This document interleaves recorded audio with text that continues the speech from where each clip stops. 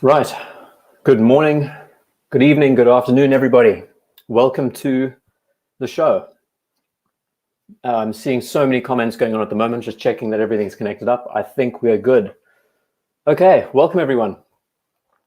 Just a few things. I'd like some good housekeeping before the whole chat begins tonight. Hi everyone, welcome. There are so many chats going on. I will keep up with the chats tonight, I hope. Just like to cover a few things. The show tonight is sponsored by Fisherman's Friend, primarily because if it wasn't for these little guys, I wouldn't be able to talk very well. So let me know. It'd be nice to hear in the chat. Just comment one if you can hear me okay. That'll be good. So at the moment, I was sick over last week, and my voice still hasn't recovered fully. So I'm cranking the Fisherman's Friends. No alcohol tonight. I'm just honey, lemon, water, and these guys fully. So let's hope everything goes well. I'm going to try my best to preserve my voice as much as possible, and we'll get to the show. It should be good. Nice subject, and I think we can carry on the discussion into next week, actually. Thank you, everyone. So I see that you can all hear me. That's great. Yeah, it's been a bad week. The last week was bad with the flu. Now everything is Fisherman's Friend. Thomas Burnett. Okay, I want to say hi to everyone. Let's try and catch up with everyone. So if I do have to cough and clear my throat, please, I do apologize. The last week, I haven't really been making many videos, so I thought it's great to just come on and have a chat with you for a while, see how the show goes. Good evening, everyone. Justin Bailey, John Winslow, Thomas Burnett, Jimmy, Clive. Clive is always here. Great man. Beryl and Blue, Neville Grimshaw. Welcome, everyone, to the show. Tippy is in. Mark P. Great to have you all here. Okay. Life is hard, Jimmy, exactly. Eric Bell from Loch Lomond, welcome. Ant G, welcome everyone. Luke Eldridge. So we're going to do a few things tonight. We're going to chat about the No Time to Die Seamaster that arrived. And then we're going to talk about reissue vintage watches in general. So what I thought to do to begin the show, since I would say the first half an hour is usually just covering the details on the subject itself, I thought we would look at this watch that everyone's been talking about. I haven't been following much of the news and media. I've kind of been out of it for the last few days. Lots of work in the background, but I haven't been looking at watches much. You know, sometimes you just don't spend a lot of time with watches. SP is in the house. Welcome. Steve Comosso, Stephen Latter, Robert Fawn. I'm trying to shout everyone's names. Antonio, Tevildor. Okay, watch up. Welcome, everyone. So, Justin Bailey says, I love most of that watch. So I'd be interested in knowing your thoughts on this piece. And I think just easily enough, comment one if you think it's cool, comment two if you think they did something good and missed the mark, and three if you downright hate it, or downright don't like some of the aspects to it. I'd be interested in knowing your thoughts. And talking about faux radium patina, Justin Bailey, I think it's worth discussing that. There's something about the watch that I didn't really like when it arrived, after thinking about it a bit more. So as most of us know, I'm sure, I see lots of twos and lots of ones. So I think that it's sort of hit the mark in places. That's cool. I see lots of ones. That's cool. 9.25, that's good. And G, thank you for that.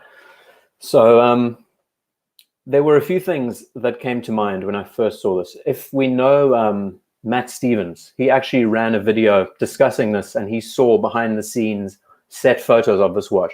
And I really wanted to do some edits to try and get this effect, because if you see the behind the scenes shots, you kind of know, you have a good idea of what the watch looks like, but in natural lighting, it's a bit difficult to see it at such a small scale. So I did a small edit on this piece that we can look at just now. I'm just looking at the comments, catching up. Matthias, what's 1 and 2? So I said comment one if you think it's great, comment 2 if you think they hit the mark pretty well, and comment 3 if you think there's something wrong with it or you don't really like it very much. 2 is sort of like the midway, the yes, no sort of answer. The broad arrow is a little cheesy, Mark P. That's a very good line. Rich Buddy, welcome to the show. If you turn this into a Submariner, it would be perfect. Yeah, very true. So welcome, everyone. Everyone else is joining in. I just want to, once again, cover this in detail. I'm going to try my best to be as gentle with the voice as possible tonight because the show is sponsored by Fisherman's Friend. I wouldn't be able to speak as well as I am if it wasn't for these little guys. So I'm just recovering from a bit of flu from last week. And I haven't been on the page for so long. It's nice to just catch up and chat to everyone. So getting back to the design of this, I'm going to be jumping over the page as we always do. 4, that's a good comment. Thank you, guys. So the whole issue, when you saw the original photos, or when I saw the original photos that Matt Stevens was discussing, I noticed that the watch looked kind of gray. It didn't look black. And I think what kind of spoils the image for me, I dig what they've done with the dial. I personally think the broad arrow hallmark is pretty charming. It's, of course, it doesn't have any real significance since it's not actually a military spec watch. It doesn't have a NATO stocking number or anything else. But it's a nice addition to have. If we talk about the pedigree of the watch, I was very fortunate to wear a original MOD Seamaster 300 in London a couple of weeks ago. And it's a very charming watch. And I think they're trying to hit that with this piece in some ways. But there are a few reservations. And I think the bezel is what really made me think a bit more. I think they kind of overdid it with the faux patina on the dial and on the bezel. I think it's a bit too much. They went a bit too far. Would it have been better without the faux patina on the numerals on the bezel? That's the question. I'm just catching up with everyone. A Shot in the Dark, welcome. Jimmy, Andrew Aberdeen, welcome. DGB, hi everyone. Welcome to the show. So I'm thinking, this in the back of my mind, I was thinking, did they not overdo the faux patina this time around? Trying too hard, Reed, that's it. That's what I was thinking. And the whole idea is when you fade a dial, when you fade all of the tritium so-called faux patina, do you not want to get the full experience out of it? As in, if this watch really was genuine to its time period, would the bezel not fade with it? Tim, welcome. Welcome to the show. David, nice to see you. Okay. So this was my thinking going into it. Would the watch not fade in a few places if you faded the dial? And this was my sort of gut knee-jerk reaction when I thought about just editing the watch in a few places.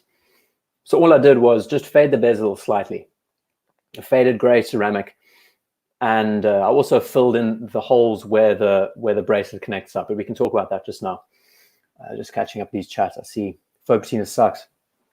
I think it has its place. It's a nice stylistic change from the standard generic white, but they do seem to be overdoing it in a few places. In any case, my thinking behind this was when you do scale down when you adjust the bezel to a faded ghosted color, it tapers down the visual presence of the watch when it's on your wrist. If we think about just off the top of my head, Rolex Explorer 2s and how those steel bezels bring the overall scale of the watch down, where instead when you're dealing with a watch that has a full black bezel, the size increases quite a lot when you see it visually. And for a 42mm watch, it can be difficult to wear at times on smaller wrists. So this was my sort of rough, I threw this together earlier today. I took an airbrush and sealed up the holes, the gaps where the bracelet connects, because I think it looks kind of iffy. It would be nice to actually seal up where the bracelet connects to give it some kind of clean look. And that's the pairing of the two watches side by side. And then there's another picture coming up just now that you'll see that I did an added edit to this. Release valve has always bugged you, Jimmy. You'll see it disappear in a second. But look how different the scale is with them both side by side. Notice how much smaller the one on the left looks compared to the one on the right, because the ceramic sort of blends with the titanium finish. And I don't know, it just looks more vintage, right? And that's what you're trying to get with. You're trying to really nail all those vintage parts. So that's all that I really wanted to adjust looking at the two watches. I didn't want to go too far and like completely change it. But anyway, I do like what they've done in a few places. I think it's cool. But also another thing that I kind of questioned was, is the patina not too orange? It looks a little bit too harsh. Anyway, so the last step, and this is probably taking it a bit too far, I got rid of the helium valve and I made it solid sword hands. And I'm sure this is going to get some interesting attention. just to clarify again, I'm trying to protect my voice tonight, and I hope it goes well. So here is my attempt at just Seamaster professionalizing it. I see Ant G commenting, look at those hands. How ridiculous do those hands look now that they're filled with lume? It looks, I mean, they look so oversized. I think it's just had to bring the scale down a little bit more. It would look quite cool. But this was me just playing around. I read a comment somewhere about wanting to see sword hands on this watch. So I just thought, hey, let's just fill them in and see what they look like.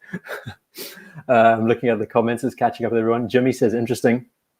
Nice, and now that you mentioned the patina 2 orange. Yeah, and that's it. It's faux patina. There's a fine line. Sometimes you can overdo it too far. So I'm just going to flick between this. I'll show you what I'm wearing in a second. But overall, I think compared to the other watches that we've seen that have been released, the question is, do you think that this piece is better than the Spectre edition that was released? Please apply to Omega's design department. That would be cool. I mean, geez, if anyone from Omega is watching this, just send me an email. My email's in the About section of my channel. But the hands are very polarizing. If they put legitimate sword hands on the watch, it would look great. Thoughts on the domed crystal? It's a domed sapphire crystal, right? So it's not boxed. I think domed crystal beats all the others. You want that little bit of a visual effect, visual play. So that's really my thoughts. In a nutshell, on this watch, you can do a few little minor modifications. If that bezel was matching the case material, it'll bring the overall scale size down. The watch would look a little bit more whole and sort of follow through with the vintage styling. I see Rich Buddy saying, Omega doesn't care what we think. The 57 Trilogy watches are Omega's best watches, right? Oh, absolutely. We're going to get to those now. Okay, so that is the Spectre edition, and we've been chatting about it for about 12 minutes, so that's pretty cool. Not Spectre, sorry. The No Time to Die. I don't know what these names of these movies coming out. Okay, just for a quick check what I'm wearing tonight, since we are talking about watches with mesh bracelets. This is the loved, the hated, the love to hate watch of all Homage watches in the world. I've been wearing this solidly for 3 years, and I absolutely love it.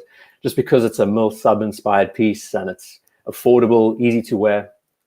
I'm wearing it on my favorite Tesuflex strap, and I'll write it in the description for you because I know I'll write it in the chat for you just to, if you want to check it out. Tesuflex is the name. Old company. I mean, this bracelet is from the 70s, and it's still holding up so well. It's a stretch bracelet. It's all spring loaded, wears like an absolute dream. It's superb. I love it. And just since we're talking about these vintage reissues, I thought this would be cool to chat about. Really dig it. So have a look at Tesuflex if you have a chance.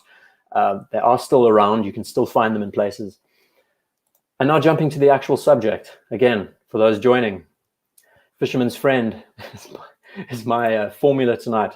I really hope my voice lasts. Jumping onto the subject of vintage reissue watches and our thoughts about them. There are so many on the market nowadays. It's actually, I wanted to do a video about it. It's ridiculous just how many pieces are available now from so many brands. And I think Hodinkee is in part responsible for promoting vintage watches, and just we've seen how the market has exploded over the last few months. But it's quite amazing that every brand seems to offer pieces in this category. And Rich Buddy was the first to actually mention the 57 Omega pieces. They are some of the best that the family makes at this point in time. I really dig the Seamaster. I've had some extended wearing time with this, and I love it. If I can find a good picture, the size and proportions are great. So it kind of begs a few questions, and this is what I really want to hammer home tonight, this morning, this afternoon, wherever you are in the world. Are these brands now, quote unquote, creatively bankrupt because they're having to now resort back to these older styles for inspiration? Is it just easy money, as DGB says? It's a difficult thing to try and consider whether or not these brands are just doing it because it's the in thing, whether it's easy to do, or whether they're getting enjoyment out of it, whether it's, it's a strange strange subject, but there's so many watches to talk through and chat about. So what I'd like the stream tonight to be about is just you mentioning ideas about watches to look at, and I can pull them up and we can just chat about them. These trilogy pieces really, I think they really hit the nail on the head. When you put watches through MRI machines and bring out these pieces, I think you have a win from me, especially with upgraded movements and everything else. Watch companies in Hollywood remaking their hits. Yeah, Justin Bailey, you're right. You're right. And it's talking about the movie industry. Oh, geez, how Disney is completely destroying the history that they've had with some of their original films. You can't get rid of that stuff. They're really trying to like sweep all of the so-called quote unquote bad things that happened back in the day, you know, in the 30s, and they're trying to sweep that under the rug and bring out these reissues. But the irony is that's what gave the films their character back in the day. And as a kid growing up watching those films, I didn't ever think it was bad or badly tasted. Of course, you look at it now, it is pretty bad, but it's a part of the film. So in a similar way, this DNA is integral to the brand. And in that way, these reissues are pretty good in a sense, that they are bringing it back. They're celebrating their heritage, their DNA. But Mark P, history being rewritten, it is very sad. Some of the pieces that I really like, I spoke about this in the last stream. I think it was the watch that ended the stream off last time. It is the Longines Heritage Classic. I hear there's some waiting lists for this watch at the moment, and it is too cool. During my same time seeing the Seamaster MOD piece, I had hands-on time with an Omega that looked very similar to this. It was made in 1938. It looks almost identical to this, in 38 millimeters in size. 38 mils for a watch made in 1938. It's unreal. But, I dig it. I think the way they've done the sector dial, the way they've arranged the hands, it's just superb. Love the numeral layout. It's a stunning watch. Sector dials. This is, honestly, I think it's the best sector dial I've ever seen on a modern watch. Even the JLC sector dial doesn't interest me as much as this one does, personally. Okay, I'm going to catch up with these chats. Your opinion. Glashütte original Navi timer. I'll have a look at that just now. Thanks for the suggestion. 3 Omegas, Constellation, Speedmaster, Seamaster. I guess not just watches, shoes, clothing stuff. Like that's it, BS. You're right. There's always this circular chain. Just seeing how the design industry is changing over this period of time, how we're sort of resorting back to 80s inspired motifs for a lot of products. It's weird. There's ebb and flow with everything. Cedar Canoe. It is clear that the 50s, 60s was a heaven for Rolex and Omega, Longines. Yeah. Those brands just can't do any better. That's why they're relaunching. It's sad, and it's kind of like you're in a very tight position because it is almost easy money to make these things, but at the same time, you're not innovating so much. I mean, the movements you are, but design-wise, you're sticking to an aesthetic that's been around for over 50 years. So it's a strange thing. Patina on the 57 trilogy is all wrong. I like watches. It has its place. I think visually it has, instead of just seeing white on black like we normally do all the time, it's nice to have that bit of visual contrast. The fact that it's actually effective and glows and everything, it makes it more useful. It just adds a bit of character to the watch. It's not the best. It's not the best thing, but it is also, I don't know, it's a nice character charm to add to the pieces. G10, was the Royal Navy Seamaster a G10 or a bracelet? Eric Bell. It was on a leather Zulu, actually, a black leather Zulu strap. And interestingly, the owner painted the hands, the tips of the hands, with red varnish, like a red paint. It was strange. What's the name of the company? It's Solmo in Burlington Arcade. They've been featuring it. If you follow them on Instagram, it's Solmo. I think that's how you pronounce it. Awesome looking watch, though. Got to talk about the FP Jaune. We can do that, sure. Again, everyone who's new and who's joining tonight, I am eating these Fisherman Friends like it's not even going out of fashion because my voice is so bad. So do put up with me if I'm speaking quite like slowly and methodically this evening. I have to be careful of what I say because I'll be having a coughing fit. Turkey Vulture, welcome to the show. Okay, so just another thought that's just crossed my mind, talking about these reissue watches. This isn't as a direct copy of a model that was produced in the 40s by Longines. But then saying that, we look at Tudor and the Black Bay line. This is also a vintage reissue in one way or another. So you have to ask yourself, there are varying lines, there are varying degrees by how we look at these pieces. This watch has very much established its own DNA. So if you say that you don't like vintage reissue watches, then Tudor has basically established their DNA on that marketplace. It's quite amazing when you think about it that way. So in that sense, there's varying degrees to where the market sits and where these brands are creating these reissues. I mean, Tudor has taken their poetic license directly from Rolex, but I see Justin Bailey saying the best one. Yeah, they do make some great stuff, I must say. They have managed to form their own identity around their pieces.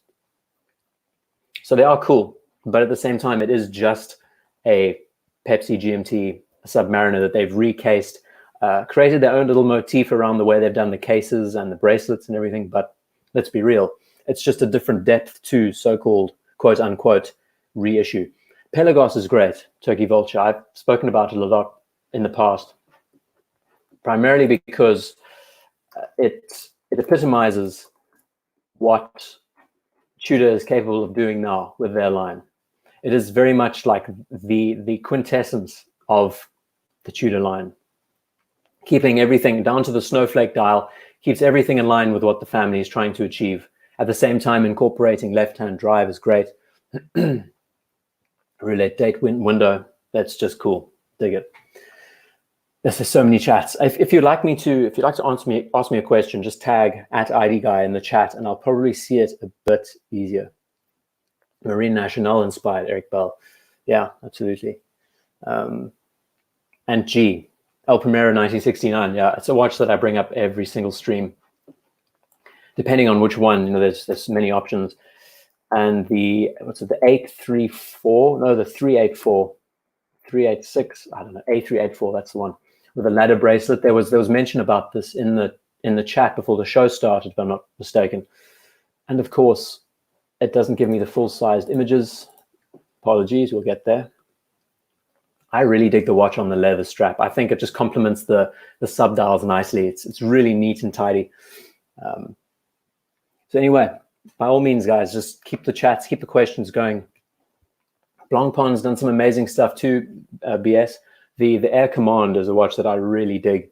And I know Clive was talking about the Navitimer 806.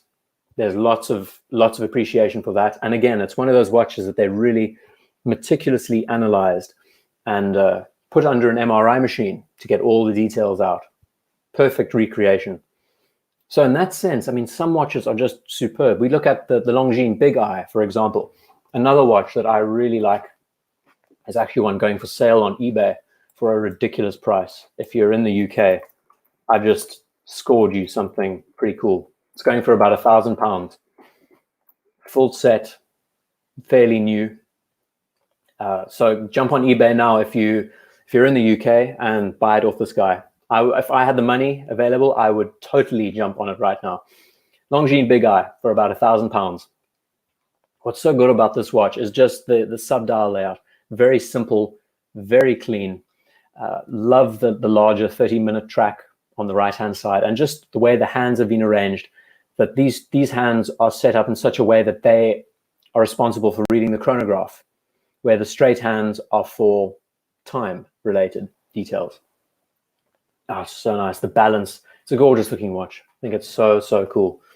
Glashütte Original Pano Reserve in rose gold. Good buy or not? David B. You can't ask me about buying decisions because I am probably the worst person to ask, because I don't actually own any of these pieces, which is, it's a sad thing. I would love to one day. At this point in time, I just love talking about them, and it's sometimes the perks of the job is sometimes you get to see some really cool pieces. I had a really great time. Craft and Tailored. If you're not following them on Instagram, I met Cam, who's the owner of Craft and Tailored, in London about a week ago. And we just hung out for the day, and we had such a good time checking out pieces. Had an awesome meetup in the evening. I met some of you guys. It was a great time. Handled some superb pieces can tell you one thing, Lange, which I will just pull up now because why not? I handled a Lange datograph in platinum. And after handling it, I learned about the hype. The hype for these pieces, it's not just cliche, buy a Lange. You know, everyone says Lange's great, Lange's cool. I tell you what, you handle one of these pieces and you pretty much, you scrap all thinking about other. There were other pieces there too. There were Patek Nautiluses and Aquanauts, but I mean, this watch is just insane. In platinum, it's like holding a lead weight in your hand. Okay, so just jumping back to the Glashütte Pana Reserve.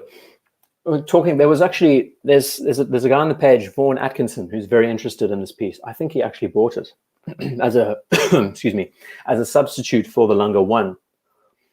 And does it do the job better than the Lange 1?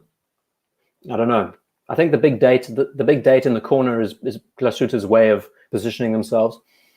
Is it better having the date at the top, a slightly bigger date? I don't know. It is a cool looking piece. I'm not someone who really enjoys asymmetrical dials personally. But in saying that, when we talk about a watch made in Germany, following Lange's sort of language, excellent value for money for what you're getting, of course. It's really down to the person whether or not they want something that's offset and arranged like this. It's a very Marmite sort of watch. Now, Jason asks about the Omega 1948 limited editions. Those were pieces, there were 2 of them that were released, if I remember right. I'll just use this page. Oh, this is a gorgeous looking watch. Longines Big Eye, stunning. 1948 Omega. And there were 2 versions, yeah, with the sub dial and with the main dial. The sub dial was the one that really pulled me. I think I'm trying to remember the history of this piece. I don't know the full history and development of this line, but it was issued to Navy, I think pre or post-war, as just an everyday use watch. I don't know. Size and proportions, I think, is a bit strange with the chunky lugs and everything else. It's a gorgeous looking watch. I mean, who are we kidding? It's stunning. And Omega does some amazing reissues. They've started to really, really pull some great things out of the hat, but then they managed to ruin them in places like the case back of these pieces. Why would you print that on a case back, a clear case back, where you've got the movement, when you've got the rotor and everything there? I just don't understand. Very clean watch. I think the sub seconds is so beautiful. Okay, I'm missing a lot of comments, so we're going to catch up to all of these. Just jumping back to the this Lange piece, Justin Bailey. Single malt. Yeah, I wanted to drink alcohol tonight, but I thought it might be quite inflammatory, and I decided let's not do it tonight. The hype is so real for these pieces. I can tell you what, if you want to aspire to own a watch, Lange is the way to go. So I tried, like I said, I tried on lots of pieces. I tried on a 5712 in rose gold. That was awesome, courtesy of Ben. I don't know if Ben's watching the show tonight, but there's something about this piece, and it's not my taste. The why is it these imagery resolutions don't work with me? Come on, work with me here. It's not my taste having the this is the Lumen. This is the even more ridiculous piece. I'm not so much of a fan of the big date and everything else. That's not really, dates on watches aren't really my my style. I would still opt for the 1815. I think Tim Mosso actually did a video today on the 1815. The 1815 chrono, I think, is stunning. Black dial with a black strap, silver, simple. Oh, that's just too cool. NATO, to each his own. Patek is superb. I mean, you can't doubt either brands. But after handling a Lange, I don't know. There's something else about it that just hits you. The size is also 39 mils. It is just so neat and tidy. It wears so beautifully. Unbelievable watch. Okay, so I'm seeing a few comments. Again, if you'd like to, Paul sold the Lange last. Oh, really, for him? That was an awesome watch, I must say. Be great to get more hands-on time with those watches in future. Omega Museum Collection chronograph, Marcus. I will pull that up just now. 1957 Railmaster. I think it's stunning. Also, 73 MAF. I wore an original, a 1958 Railmaster a few weeks back. And let me just pull one up. Let's see if I can find one. 1958 Railmaster. But what made it special was that it had a lollipop seconds hand. And you'll probably find that none of these watches do. It had a lollipop seconds hand. Oh, geez, lovely resolution. Come on, work with me here. Every single time. Apparently it's quite rare, but the one that I was wearing had a lollipop right on the tip, and it was just amazing. Also about 38, 39 mils, wore quite large for its time period, but it's gorgeous. I think of all the watches that I wore the other week, the Lange Datograph was one that I really loved, and the Railmaster. I think it's too cool. Really, really nice wearing watch. I also tried on some amazing Speedmasters, but 42 mils, I can't pull them off. I tried some pre-moon Speedmasters and they work better, but the standard, the Ed White, I tried on, too big. DC Weiser, we were just chatting as always. To all the new people joining, my voice is very bad, so I'm continually eating Fisherman's Friend to try and like get me going. So if I do cough and everything else, I do apologize. I'm just recovering from a minor disease. Okay, everyone's saying good evening. Welcome, everyone. I'm sure I'm catching up with a lot of you guys that are just joining. That's too cool. And G, I just picked up a Saxonia thin. Love it. So elegant and simple. I wanted to do a video about the Saxonia, and it would be nice to hear your thoughts on it. I'm just going to pull one up since we're chatting about it. Saxonia thin is the quote-unquote entry-level model for a longer piece. But I mean, who are we kidding? It's absolutely amazing. I would be very interested in knowing your thoughts on whether or not it is too simple to own and to wear. That's the kind of conundrum that I have in the back of my mind. So I'm sure most of you might know by now, I'm not much of a dress watch guy. I much prefer something happening on the dial, whether it's a running seconds or in the best case. That's why the Lange 1815 is my aspirational piece, because it's a chronograph. It's got a complication to it. So it's a little bit more than just strap on and wear. But I'd be interested in knowing your thoughts and on whether or not this watch is too simple in the way it's been addressed. I mean, of course, this is Lange's style. This is German styling, Saxonian styling to the T. But is it not too simple? That's the question. Catching up with everything else. Thomas Burnett. Oh, awesome watch. Really, congratulations for getting this piece. And talk about Parnas, NATO says. So I got into Homage watches very early on, and I just enjoy them because they're so easy to throw on and kick around. I've actually sold all of them off at this point in time, sold them or thrown them away. But the Daytona that I spoke about a long time ago, that seems to be getting lots of attention. It's got a VK63 Seiko mechanical quartz movement. So accurate, just superb watch. Ceramic bezel, sapphire crystal. You get off wearing what's the reference? A 116500 Panda Daytona for like $100.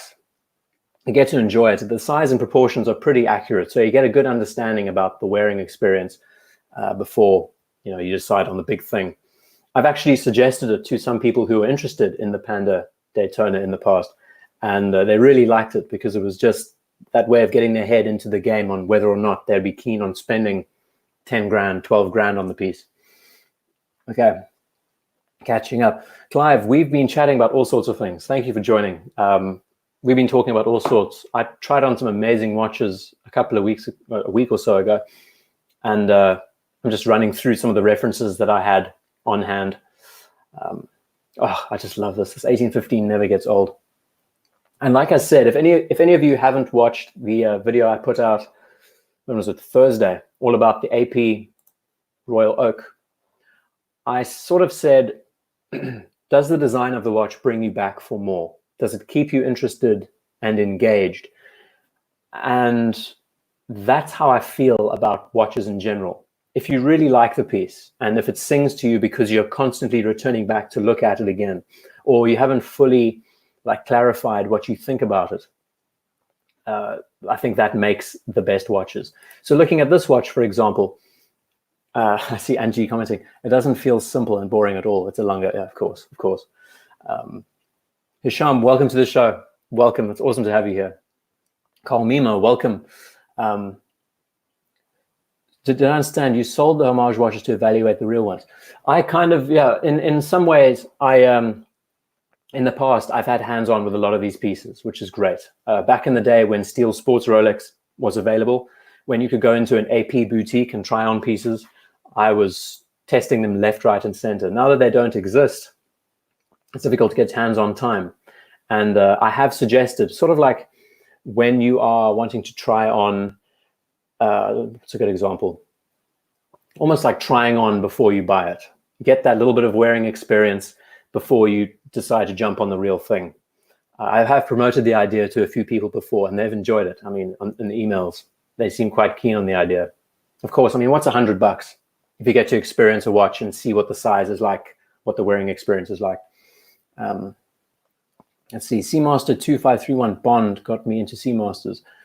Awesome, awesome, Steve. Is that the original Quartz Seamaster Professional, I guess you're talking about? You love the Odysseus. We chatted about the Odysseus a lot, actually, in the past. Should I bring it up? I think we could. I have a feeling that this watch is going to become quite the cult classic one of these days. Of course, it hasn't had the best reception from everyone, but I think it will have some kind of footprint in the future. I don't know. I'm still very torn on the watch. Lange is all about this. Lange is about this. I don't know so much if Lange is about that. So it's all up to interpretation, really. But it is going to be popular. It's a Lange piece, and they are going to be in limited supply, if I remember right. I think prices on used Lange are actually not bad. My only problem about spending that much is I rarely wear dress watch. BS, I can agree with that fully. And that's kind of my conundrum as well. I would only be keen on a dress watch if it had like a chronograph complication to it. And there's so many options out there as well. Keep throwing in some suggestions if you'd like me to have a look. Crappy Luxury is suggesting, oh dear, I'm not even going to try. Suggesting the 5177 Breguet. Now again, this is true Breguet to the narrows. This is the original Classique. Personally, I think this is the style that you should go for when you're dealing with a Breguet. Not so much the Breguet numerals. I think the Romans look a lot neater. It's also like a sector dial, so it looks great. Not so much of a fan about the date complication, but it's Breguet. And you know the history of Breguet. It's one hell of a good watch to start with, whether it's the Type 20, it's all sorts of pieces. I've actually been toying with the idea of making a video all about French military pieces, and there are so many options to go through. I'm going to learn and write about all of them. Lots of Breguets, lots of Longines pieces that were issued back in the day. Okay, so let's see. It was congratulations to Steve Kearns. I think he received a piece. I bought the Quartz one back in the mid-90s from Harrods with a golden eye. Yeah, and that's it. I mean, we were chatting. If you've seen the beginning of the stream, we were chatting about the Seamaster. I'll just pull that up again since we have it all on tap here. I can just pull it up and show you.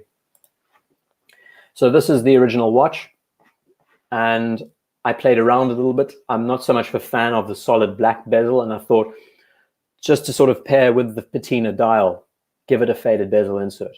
That was the idea, at least. Cool looking watch. I'm sure it's going to sell well. And if I'm not mistaken, they're not making them in limited supply. Apparently, they're going to be quite popular. They're going to remain a part of the catalog, if I'm not mistaken. I don't know. That's a rumor that I heard a couple of days ago. Carl saying, I've taken the exact same strategy of buying Homage watches to learn. Yeah, and that's it. The best story I possibly could give you. Just stopping by, taking a break from homework. Rohan, thank you so much for joining.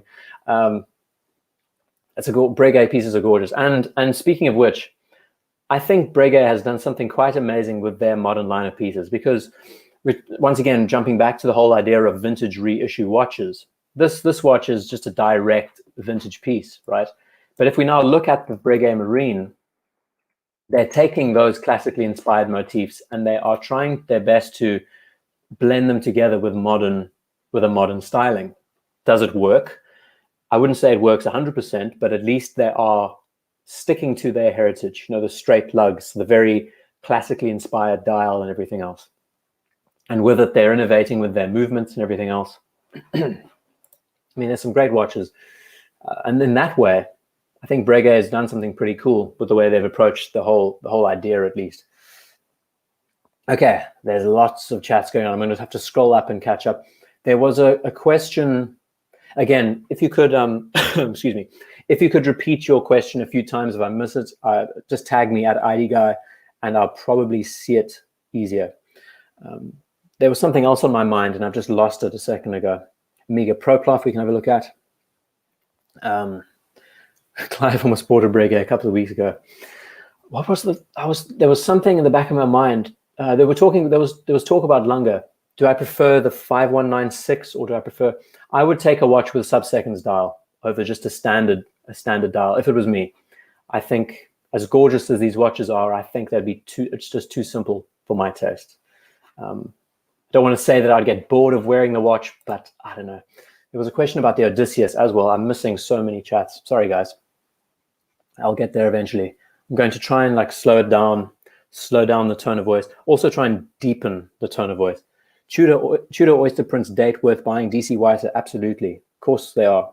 Depending on the year, whether it's the 90s version, whether it's, if you can find some 70s editions, they're absolutely superb.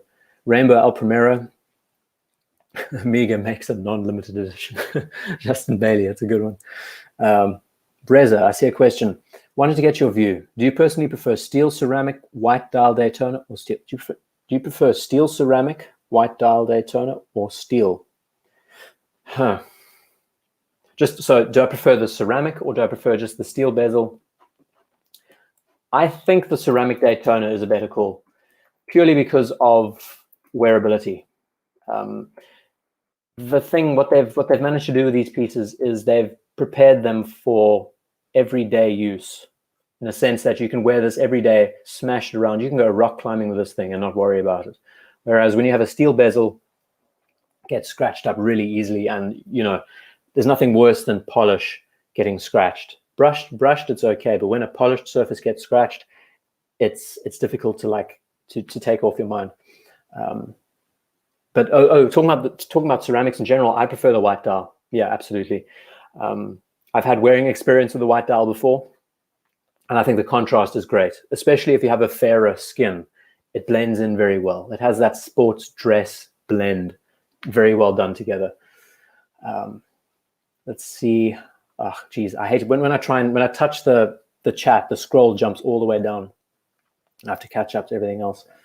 Hamilton W10, I think it's an awesome watch. Tippy, great suggestion. I think I pull this watch up all the time as well. Another vintage reissue done right, down to the detail of just the dial having texture to it, and great story behind these pieces. So there are so many brands, so many companies, so many families that are bringing out these pieces nowadays, and it's nuts. The main question that you have to ask is, are they now, quote unquote, creatively bankrupt? Is this just easy money? Or, you know, now I'm just getting hundreds of IDGuy suggestions that I have to jump through. Thoughts on the Omega Museum Collection chronograph? I think I have looked at this piece before.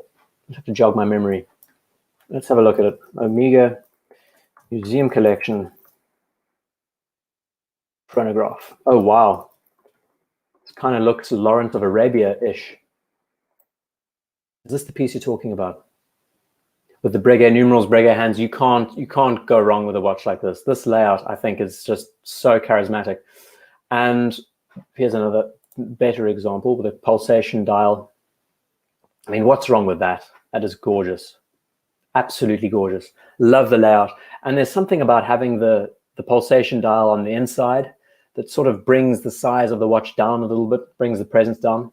And what immediately comes to mind is the Lawrence of Arabia Omega, which I have discussed before. And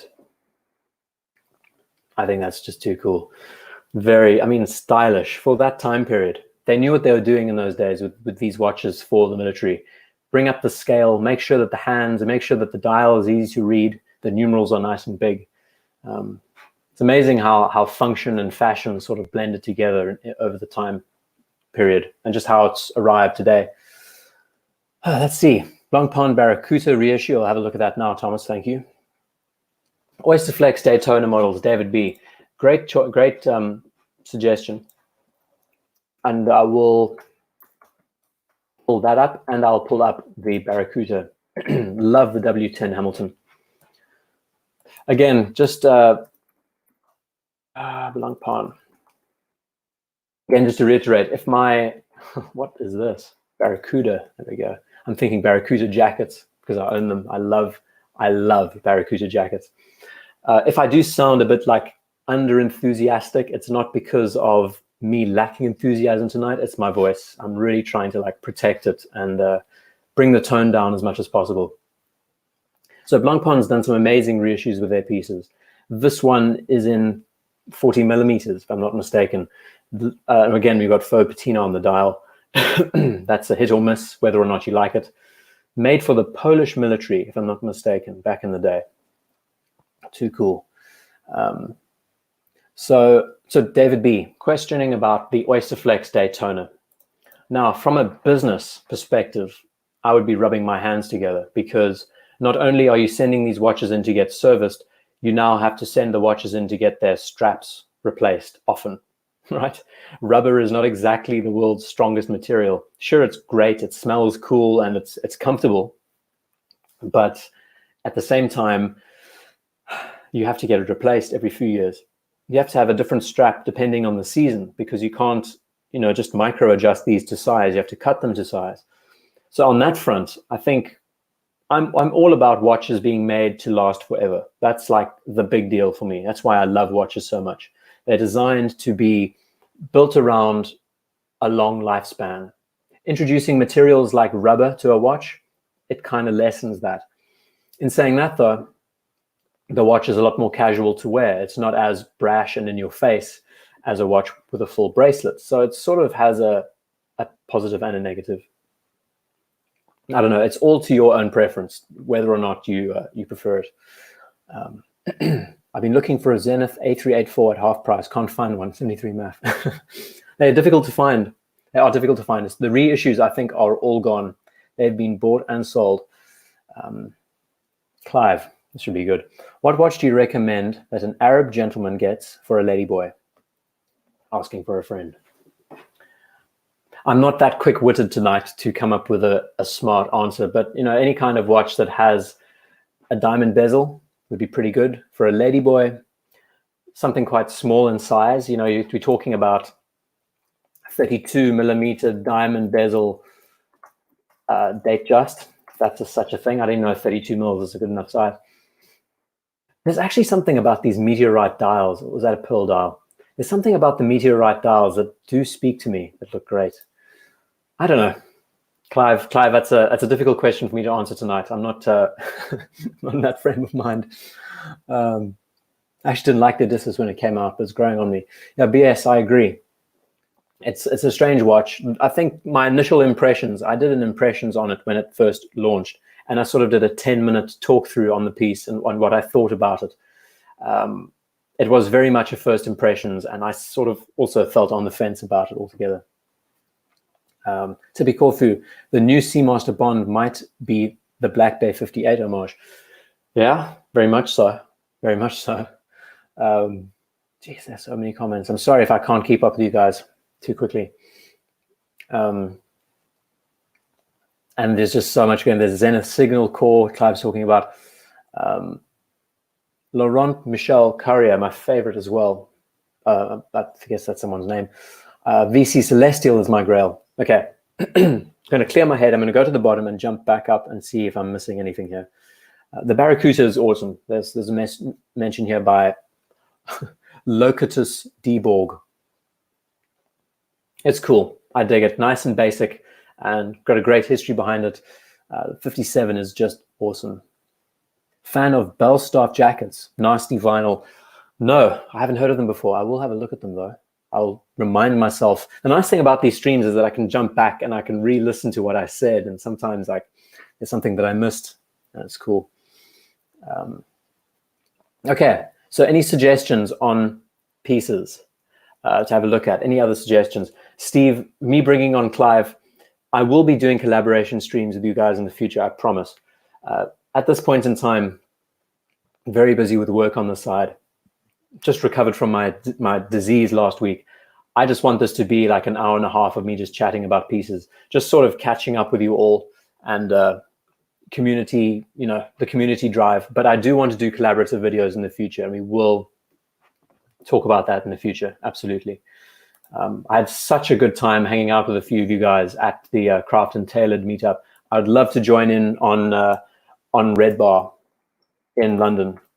And if work and everything comes together and I'm able to like come into London on a Friday or during the week or whatever, it would be so good to meet up, because the watch community really is amazing. I learned so much just in that small meetup. There was only like 12 of us.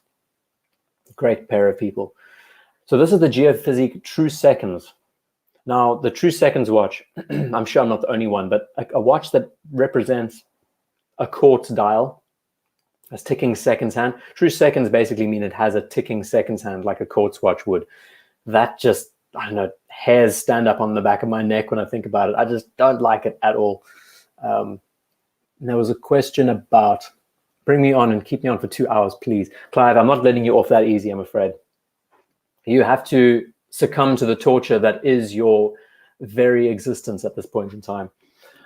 But you love it. I mean, you wouldn't be doing it if you didn't love the show. So, I mean, what can I say? Yes, and Johan's asking, does the Black Bear count as a reissue? It absolutely does.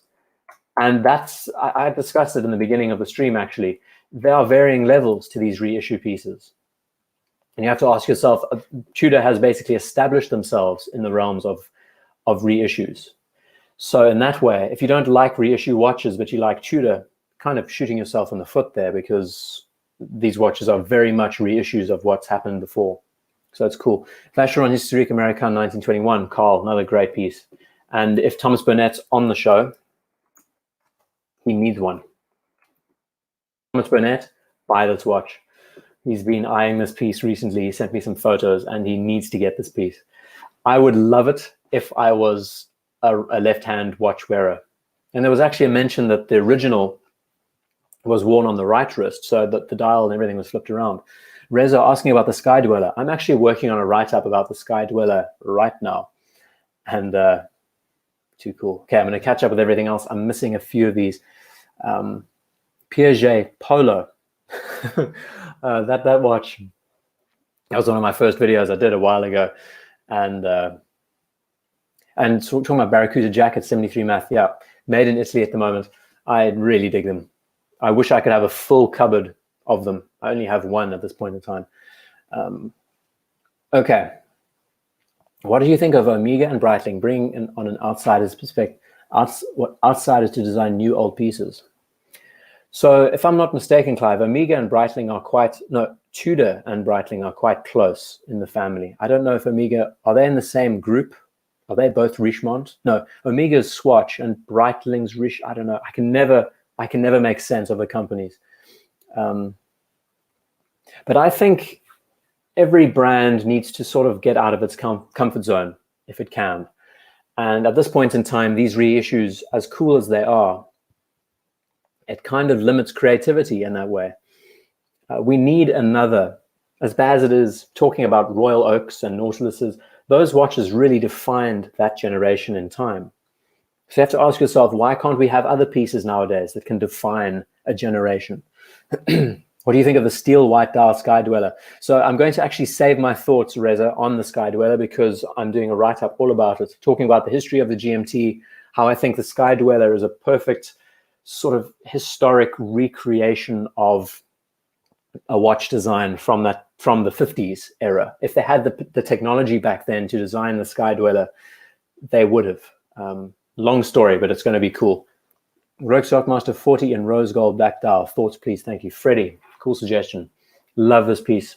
This is called the Historique Americain 1921. Gorgeous watch. So again, we're talking Yachtmaster 40 rose. So what did I say about the Yachtmaster? And do you want it on an Oysterflex or do you want it on a bracelet? I made a video about what was the model? Geez, I've made so many videos over the last 6 months. I can't actually keep up. I made a video where I discussed the Yachtmaster 2 a long time ago. If you go onto my channel and look up the design problems of the Yachtmaster 2, or why does everyone hate the Yachtmaster? I don't know. I can't remember the title. I was talking about the Yachtmaster and what it sort of represented and how it's very much the dressed up Submariner. In some ways, I think the rose gold is a nice pairing because the watch itself is very toned down with the way the bezel's been handled, the way the rubber has been integrated. The watch looks very simple. On a wrist, it looks very casual. And in that way, I think it's cool. It looks very sporty. And even though you're dealing with precious metals, the watch does have this blend of sports and dress. Rolex just, they know what they're doing. As much as people love or despise the name, the reason why Rolex works so well as a family is that their watches are very much designed around dress and utility. They're not made to be polarizing. They're not made to have people think iffy whether or not I like this or not. They just are. Very difficult to do. Incorporating Bauhaus motifs. I would love to go in depth on the Rolex brand and just talk about why everyone likes the brand so much. I'll probably do that in the future as well. Okay, I'm missing a lot of chat. A lot of them. Orient Super Seeking Diver. I'll pull that up, Tippy. I've got so many going on here. Are reissues themselves hurting creativity in new watch design? Johan, I think I answered that in the beginning. I think it is. Since we're not seeing anything new, it's kind of, you question whether or not these brands are like bankrupt creatively in a way. Sea-Dweller, let's talk about it. Leak photos of Lange resurrecting Jaeger-LeCoultre a la Frankenstein design. Very good. Very good line. Seiko 62 MAS reissue. Eric Bell, great. So the story behind the 62 MAS is it was a direct copy of the original Blancpain bathyscaphe.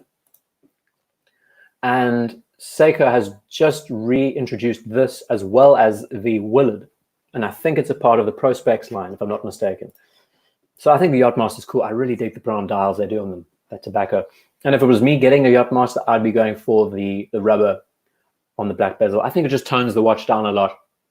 I'd probably swap out the rubber with a black leather strap for occasions, but it's really cool. You're wearing a really cool watch and it doesn't look like it's showing off. So just pulling up the Willard and the 62 MAS, I did a long video all about Seiko's dive watch history.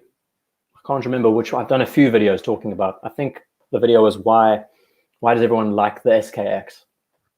The 62 MAS was a direct copy of the Blancpain bathyscaphe. And they sort of just played around with the idea, the thought. You can tell that this is a very late 60s, early 70s inspired design with the lugs. But the way they really came into their own was with the Willard. I think it's the 6105. That's the reference. And these are all being reissued. This is actually being reissued under the Prospex line, I think, of the family, down to the strap. All the material they've kept the same. And this watch is a cult classic. I mean, this watch sits right on par with the Hoya Monaco and all the watches of the time. I mean, even the Royal Oak and the Nautilus and all of those pieces. It really is a classic of the period. Talking about Apocalypse Now, we know the Brando's watch is being hyped up to ridiculous proportions because it's on sale from Philips at the moment. So if it was me, Eric Bell asked about it, I think the Willard just looks so cool because this was the real stylistic piece that defined the Seiko dive watch. And the fact that it's being reissued, this is a great piece. I think of all the watches that they're reissuing, this is a pretty nice addition. I can't read your name, GCFG, whatever. Was it wise to invest $250,000 in a Hublot? That's up to you. I don't know. Hublot is a watch that, it's a family that I haven't followed closely. Syndicated satellite. Your own gut feeling will tell you the watch you like best. Yeah, absolutely. Very good line. Very good point. Black dial, white gold, Sea-Dweller is the best. Rich Buddy. That's a great suggestion. I love that they've actually incorporated the matching window, the matching sub dial with the watch. I remember the originals had a white window all the way around. It kind of broke up the piece. Talking about Oysterflex and Yachtmasters. That's cool. I'm sort of catching up with everyone. Oh geez, what's going on here? I'm getting super chats, guys. Thank you so much. I missed a lot of chats. Talking about Bauhaus, sorry. Freddie, thank you so much for the super chat, man. Really, really appreciate it. I didn't know you could do little stylized emojis nowadays. That's pretty cool. Daytona 116519. Dig that watch. I think I covered it a second ago. It's actually one of the watches that I really like. It's the one, once again, reference 116519, and it's the big eye style with the, oh geez, this is the older, this is the one that I dig. I think with the panda sort of layout, the silver dial, it's really nice and clean, stunning looking watch, nice contrast, nice pairing, and the fact that it's white gold, you would never believe, and that's what makes it so cool at the end of the day. Let's see. We're talking about the Willard reissue. It's 1 year too early. Exactly, Eric. Imagine if they brought it out like now. Locatus D. Borg, thank you so much for the super chat, man. Really, I really appreciate it. Tree Dillinger, welcome to the show. I've missed a lot of your messages, so I'm going to catch up now. Orient Super King Diver. Is that a reissue? It's another brand that I haven't covered. I'm so held back for, what am I looking at here? I don't even know what the reference. See, this is the thing. If I don't know the watch, I'm a bit inundated with pieces. It's another brand that I haven't covered at all, along with Zodiac and so many other pieces. And my laptop's just decided now it's time to just spool up, and the fan is going crazy. Okay, I'm going to zoom back up and catch some more of these chats. Let's see. It's very hard to like manage all this. Dear Artifact, I love the new Seamaster MOD. Could be a bit smaller. What do you think about Matey Tissot piece in The Irishman? Sorry, the Mathy Tissot piece. I haven't seen the film, so I can't comment on it, but I can pull one up, maybe. Is it possible for me to actually pull it up and have a look? It's M-A-T-H-E-Y. So, oh, geez. See, this is the problem. Is this the watch here? Wow, that's cool. Very, very nice. So it looks like a similar... I mean, this is the thing. This is what's crazy. I did a bit of prior research. So like I said in the beginning, I'm going to be doing a video all about the French military, watches of the French military. Very hard to find information on it, actually. I'm racking my brains to find stuff. And what's interesting is that Longines, Breguet, Blancpain, Tissot, all of these brands incorporated a very similar dial and layout for their, pilots' watches.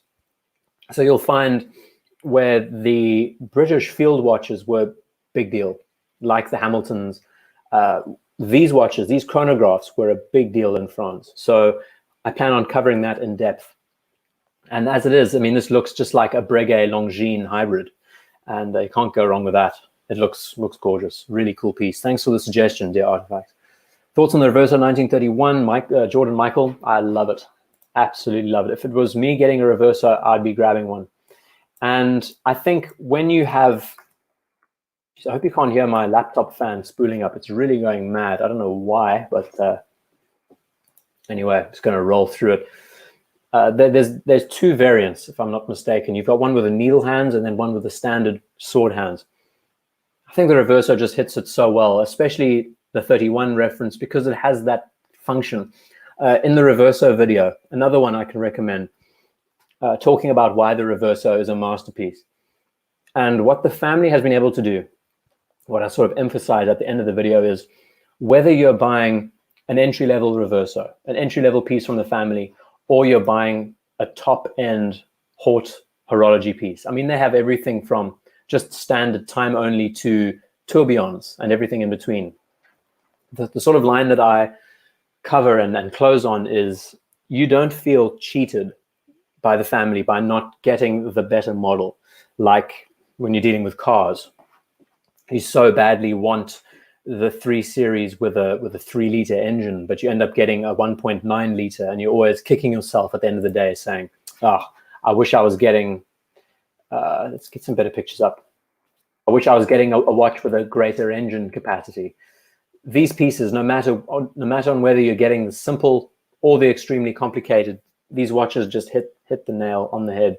Just talking about a first watch, a first luxury watch, Reverso is a great call. Clive, thank you so much for the super chat. So, what Daytona is the best one to run over with a tractor? Asking for a friend. That was a really funny. And I don't even know if that was a true line or if that was just to get him angry that day.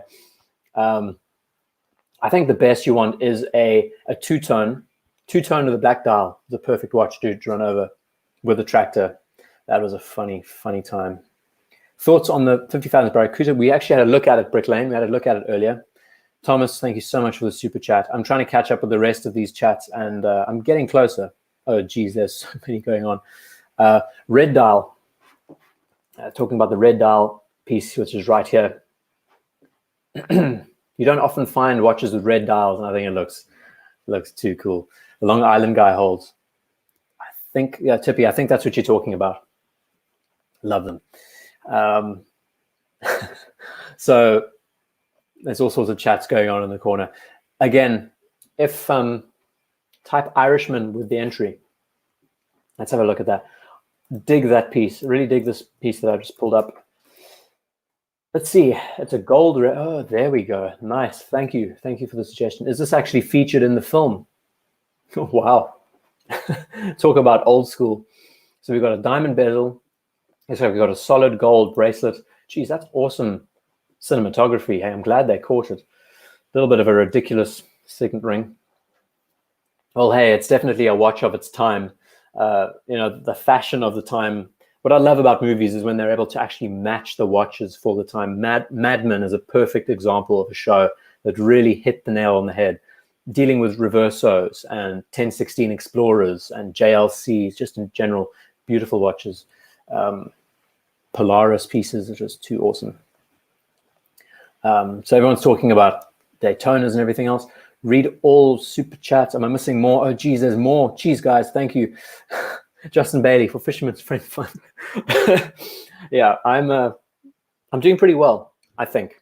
I was really worried because I prepared the stream at like 6 o'clock and thought to myself, will I be capable of talking? Fisherman's Friend, simply the best. These have sponsored the show this evening. Absolutely amazing. Nothing eucalyptus can't fix, right? Jimmy, thank you so much. Another one for Fisherman's Friend. This will definitely be going towards the Fisherman's Friend Fund. I really want to try cherry. Sounds like a cool flavor. Okay, I'm going back down to the chats because Steve Camasso mentions, I must read them all. Hamilton Otis, it's a Reverso collab with Hamilton. And another watch that's pretty cool is the Cartier. The Cartier did a strange Reverso. I think they called it the Cartier Reverso back in the day. It's be one of the most bizarre looking watches that they've done. It's this piece here. What do they call it? The Basculante, that's it. And very simply done, but also very complicated in the way that the frame and everything works. It's all hinged and articulated, and they were trying to reach the same kind of market that JLC was doing back in the day. Okay, guys are just having a. Can you find a cherry these days? Truth fears guilty. Thank you for that. Okay, Doxa Subs, Daytona Royal Oak, day date, and which config? Can't decide. Very good suggestion. Okay, so your name is Zovers. I'm going to try and remember that. Let's think where to start. 15202. If you want an AP, I think that's the reference you go for. Just because it's, geez, that guy has a small wrist. Just because it's the go-to watch, go-to size, and everything else. These watches wear like 41 mils. Day date, again, they're completely different in the family. You're dealing with a watch that, personally, when you're dealing with a chronograph, it's something a bit more appealing for me. just because it has that added complication, which is great to use on a daily basis. I still don't know if I would settle on the Daytona if I wanted one as a watch. And then the day date, again, it's like you're dealing with completely different watches. Let's just pull up all of them and I'll try and explain my reasoning here. Okay, so I think one of the coolest day dates is just the gold on gold of the white dial. Looks awesome. So what you have here is, I mean, this is a perfect everyday wearing watch. Day, month, superb, nice balance. But also, I would say leans more towards the dress side of things. When you go to the Daytona, it's a much more versatile everyday wearing watch. Suits dress, but also can suit sports and activity. And AP, I mean, it's a watch that you can't wear every day unless you're okay with scratching it and everything else. But it also, I think it fits more towards the dress side of things. So in that way, the day date is a superb watch because it's just great for all occasions. When it comes to being waterproof, usable, wearable, as you wear it over time, the polish is going to dull, so it's not going to look as in your face and bright and everything else.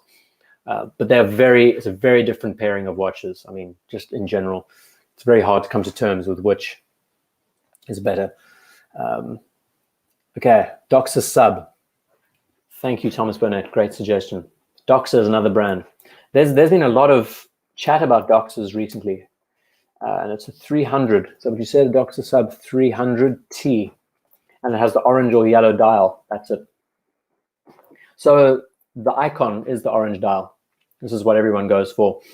I wasn't a child of the time watching divers and films with these pieces, so I can't really tell you how good they are or whether or not they appeal to me.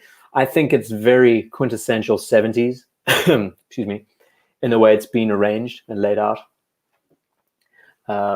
If you dig 70s watches, I don't think you can get better than this piece because it just sort of has everything to it. It's not a watch that appeals to me much, and that's just because I think it's a little bit too brash and loud, but that's exactly what it's trying to be. So 73 MAF. Poured myself a nice rooibos. Congratulations. If anyone not knowing, rooibos is the tea of South Africa, and it is superb. It means red bush in Afrikaans, and it's my absolute favorite as well. There's so many options for them nowadays. You get them caffeine free, and they're too cool. I love them. It would be great if IDGuy got more super chats than AC3. Chris, thank you. Yeah, I'm not in it for the super chats so much as I'm in it for content. I like to just talk about this stuff, and I like the fact that we're a community that can just chat about things. It was amazing meeting some of you guys the other week. It's such a good time. The community is just so cool. Being able to take your watch off, just dump it on the table, and just go around the room, not caring about whether it's going to be taken or anything else. It's an amazing, amazing group of people. Our community is superb. Really, it's an amazing hobby. Watches as a hobby is just sublime. There's so much to talk about. Okay, I've missed thousands, hundreds of thousands of chats, and I'm going to catch up. Cherry flavor is pretty good, Tippy. I have to try a fresh cherry. Sea-Dweller 43, rooted rotor. I've made lots of complaints about the Sea-Dweller 43, and I had the chance to wear one, to try one on for the first time. Actually, I'd only ever seen it in pictures in the past, and also had one of the guys is actually here tonight who has one of these pieces. It's the one. Oh, what is the reference? 146600. I can never get it. It's the 5-digit reference Sea-Dweller 1640. I'll get it eventually. The last hurrah of the Sea-Dweller line. So I was fortunate enough on the evening to try on both. Here we go. Here's a good combination. So here are the two pieces side by side. Or is this the last gen of the ceramic piece? I think. Why can't we get high-res images? It doesn't help things. So I tried on both. This the last hurrah of the Sea-Dweller and also the 43. It was really funny because we were just sitting around the table chatting, and I said, I think the Cyclops was a big mistake to the Sea-Dweller. I think it kind of ruins the whole approach and everything else. And we were chatting about it for a while. all asking each other what we were wearing. And one of the guys at the table was wearing one of these, and it was kind of like, yeah, I'm wearing the absolute mistake. It was really funny. I can't pull off the 43mm Sea-Dweller at all. When you have a big enough wrist, it looks superb. For my wrist, it just looks like a dive computer on the wrist. Awesome looking watch. I mean, you're dealing with a top tier Rolex dive piece, but if your wrist can't take it, don't try and like lower your standards to get it if you can't pull it off. Be much better to just grab a 40mm and just wear the hell out of that, because they're such cool watches.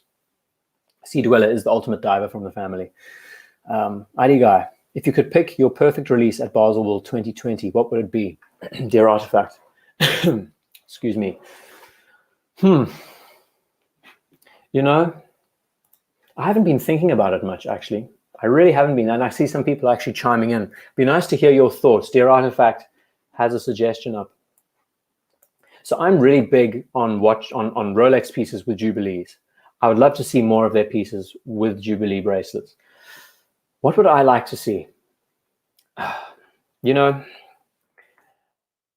I would love to just see some kind of recreation of a 1680 Submariner for a start. Maybe on a Jubilee bracelet. I know it wouldn't happen, and it's quite cliche. I don't know. Actually, a perfect release. If I had the powers at B, I would love to recreate this watch under Tudor's name. 1655 Explorer 2 under the Tudor line, because Tudor can, in fact, create these pieces if they wanted to. This would be a winner for me, personally, just because I think it's such a bizarre and strange watch. I don't know how popular it would be, but I think it would bring so much attention to the 1655, which is not what you really want at the end of the day, because you want these to be like underground and kept safe, safe and secret. But I would love for Tudor to re-release one of these in their own styling. That would be very cool. I haven't really thought about it. Great suggestion. Dear Artifact gives some great thought-inducing ideas. Thunderbird Datejust, Tippy, awesome piece. Let's pull one up. And actually, this is going to line up with the Skydweller video, which I'm going to be bringing out sometime soon, I hope, depending on how the next week goes. This watch was very interesting, and the way they brought it in and what it represents. It's a pity it never really caught on as well as we would have liked. 73 Math, thank you so much. Rich Buddy, I'd love to chat to Rich Buddy. I'm going to sort out this collaboration thing in the future. It would be superb. This is a time, I think Rich Buddy and most of us can attest. It's a time when we can just sit back and just be ourselves and chat about things. I would love to riff off some people. It is strange just chatting to myself in the room. That's what it feels like, at least. But it would be nice because, we're all approachable. We all love talking about this stuff. So it would be great to just have that kind of balance between each other. Okay. There's so many chats going on. Level of mischats reaching Sagonesque levels. Sagonesque. I've caught up with all the chats, haven't I? Sorry, guys. Just once again, tag IDGuy and I'll try and get your chats easier. It's very difficult. Do you think they'll release a yellow gold day-date 40mm olive dial found on the... It seems like they're very big on their two-tone at the moment, David. You're right. The two-tone Sea-Dweller 43. I don't know what the thinking was behind this piece. It was strange. A very strange thought process. I mean, is this watch deserving of yellow gold? I don't know. It's kind of like slapping you in the face. Like the Sea-Dweller originally was this top-tier diver, and now they're turning it into this luxury piece. I don't know. I kind of think to myself, because we know Rolex is all about procedurally increasing and improving their watches. They're not so much big on the showboating of dropping these crazy new ideas. Like we see how Omega dropped their Seamaster back in the day. It was a completely overhauled design for the most part. Rolex is very procedural in the way they do their stuff, very much like the Apple of watches. Okay, catching up to the rest of this. Cousteau, Grand Seiko Godzilla. I think it's hideous, but we will have a look at that just now, Jenks.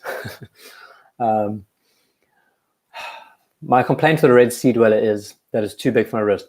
So if that's, yeah, I mean, if that's just sarcasm at what I said, that is my big complaint. I can't actually wear it as much as I'd love to. 43 just looks too big. My wrist is quite flat, but it just looks too big. It's a pity because it is a beautiful watch. I mean, it performs like an absolute dream. Ryan, thank you for joining us. Nasty Vinyl, we were talking about the Sea-Dweller 43. It would be great, actually, if they brought the Sea-Dweller down to 40 mils again, like they did with this one generation. I mean, these are so sought after. And I don't know, there's some amazing things that they've done with the Sea-Dweller. The whole idea of the fully graduated bezel. Imagine Rolex just brings out sword hands on their pieces and everything else. Wouldn't that be cool? I don't know. There's so many options. They have so much opportunity to create something new and amazing, but they won't because everyone, Vacheron, thank you, CB. Yeah, that's it. Vacheron, that's how you pronounce it. They have so much opportunity to create, but they won't because, you know, they're killing it in the way they are positioning themselves at this point in time. So I'm just catching up with everything else. They would put a snowflake, that and Clive, if they did that, oh my, that would just be, I've said this so many times that a snowflake dial can take snowflake hands. There is one exception, which is quite interesting. I don't know if any of you know about this. So the Tudor Marine Nationale, we all know about the Tudor snowflake. And I actually had a chance to handle, wait for this, one of 7 known South African issued Tudor subs. They are so rare, apparently. There's only 7 of them in the world, and they're one of the rarest of the family. I got some hands-on time with it, and it was really cool. Talking about the snowflake dial, excuse me, snowflake dial and snowflake hands, they work well together in tandem. But when you're dealing with snowflake hands on a standard dial, it looks strange. But then there is a certain model, there's a Canadian issue piece. These are also ultra rare. If I can pull one up, it's featured on Revolution Watch. You notice that they have round plots. That's how you can tell. Only made for the Canadian military, if I'm not mistaken. And the way you can tell is because it has round plots with a snowflake handset. I don't think it works as well. I mean, it's very much like what we see now with modern Tudor pieces. Not that cool. Interesting, though. Interesting little bit of trivia. The McQueen Explorer 2. That line. What do I think about roulette dates? Laurent Michael Carrier. I dig them. Really do dig them. There's a handful of pieces out there. I mean, and I've also tried another Tudor snowflake that had a roulette date window wheel. The Pelagos has a roulette layout. I think that splash of red in between makes the dial more exciting. I'm all for a dial that is a bit more exciting in the way it presents itself. I think that's partially why I like this so much. It's just because it's relatable, but at the same time, very different in the way it's been arranged. And I've said this a few times, it's one of the most interesting sports watch dials that has been made in history. Personal opinion, all down to the way the lines have been executed. Everything's sharp, everything is direct, extremely legible. Rooted rotor, talking about what is that thing? I think we're talking about Tudor subs. I don't know. Sea-Dweller 43, we're still talking about Sea-Dweller, what a horror show. Modern Rolex's jewelry, Eric Bell, that's a good line. Triton Sub Photique, can have a look at that. Yeah, Chi Dillinger talking, I think he's also talking about the 5212. Good, interesting story. Got a buddy that I met, fellow South African buddy, who was so close to getting a 5212 this week, and he just missed out on it. Okay, Clive mentions that his complaint about the Sea-Dweller 43 is that it's too chunky. And what's crazy is having hands-on time with both, just the standard 40 mil Sea-Dweller, it actually creeps up on you how thick the watch is in comparison to just a regular sub. I mean, this was the reference I was handling. Just the thickness of the case back and the case size itself, it really does surprise you. In that 40 millimeter size, it really has some heft to it and chunk. But this latest piece, I really wish this was a high-res picture so we could see it in detail. The latest 43 mil does have quite a lot of heft to it. Oh, geez, some of these images aren't the best. So here we go. Here's a 40 versus a 43. And what's most interesting, actually, since we're still talking about Sea-Dwellers, I've also had time with the James Cameron before. James Cameron Sea-Dweller. And what this watch does so well, it doesn't wear like a 44, which is crazy because it looks freaking huge. But what it does so well, what makes it visually scale down in size, this gas escape valve, this ring lock system inside, scales down the size of the dial, therefore reducing the negative space on the dial, making it wear a lot smaller than you think. We jump to the 43 mil, the watch is all dial, lots of bezel, but I think they've definitely hit the proportions well with the piece. I will say that for sure.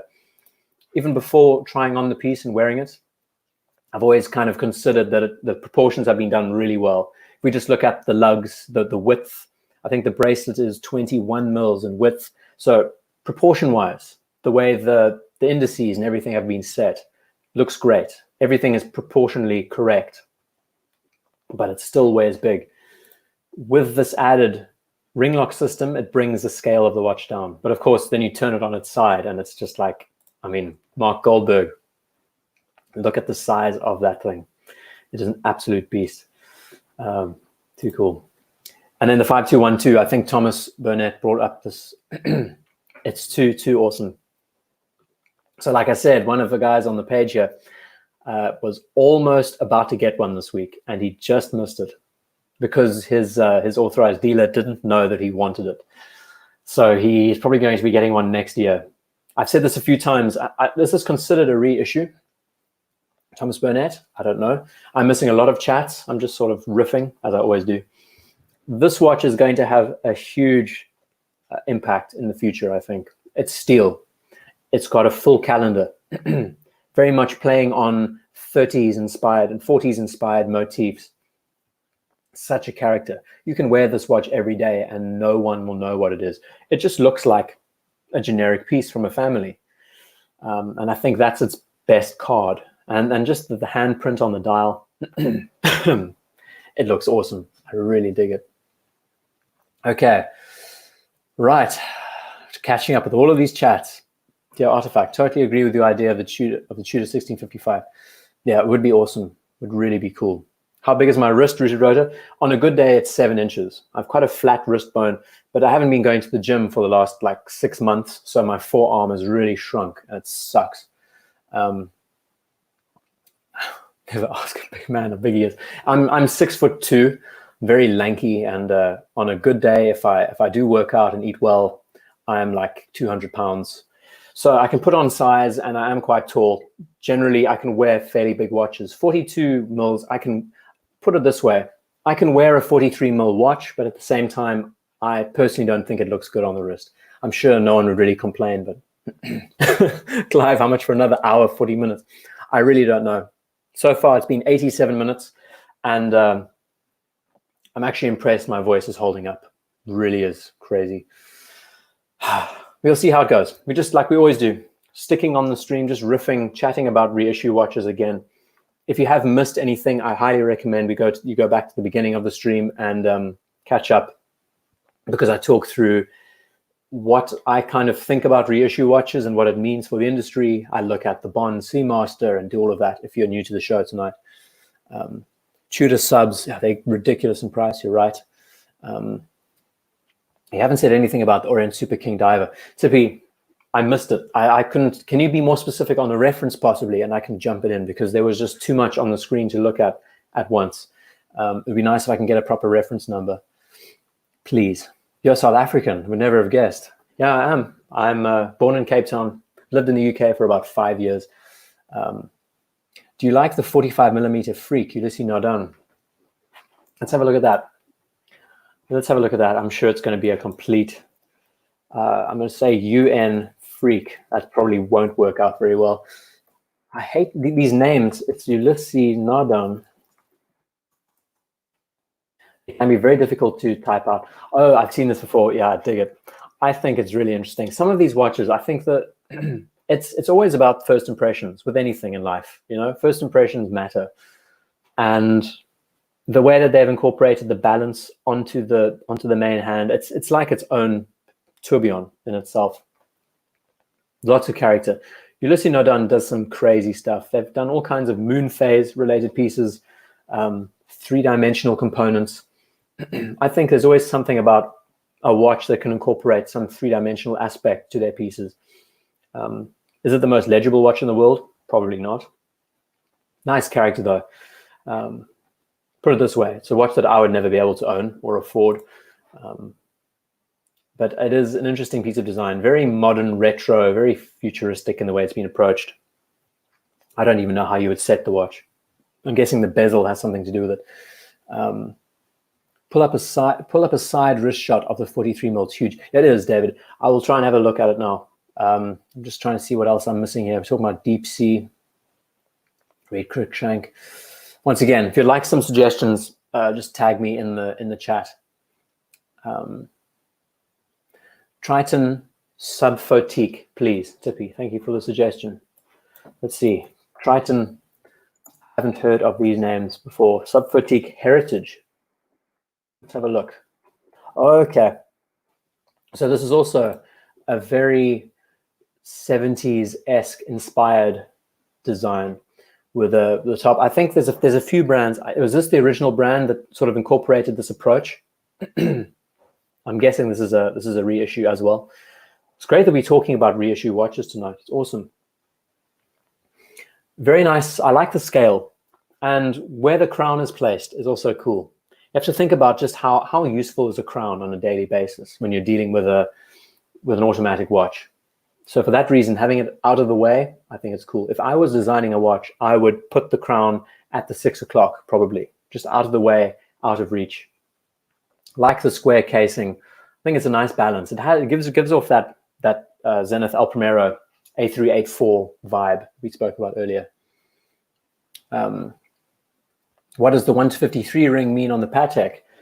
It has to do with the number of weeks in the year, if I'm not mistaken. I might be completely wrong with that, but I think it's number of weeks in the year. And who asked that question? Enzo.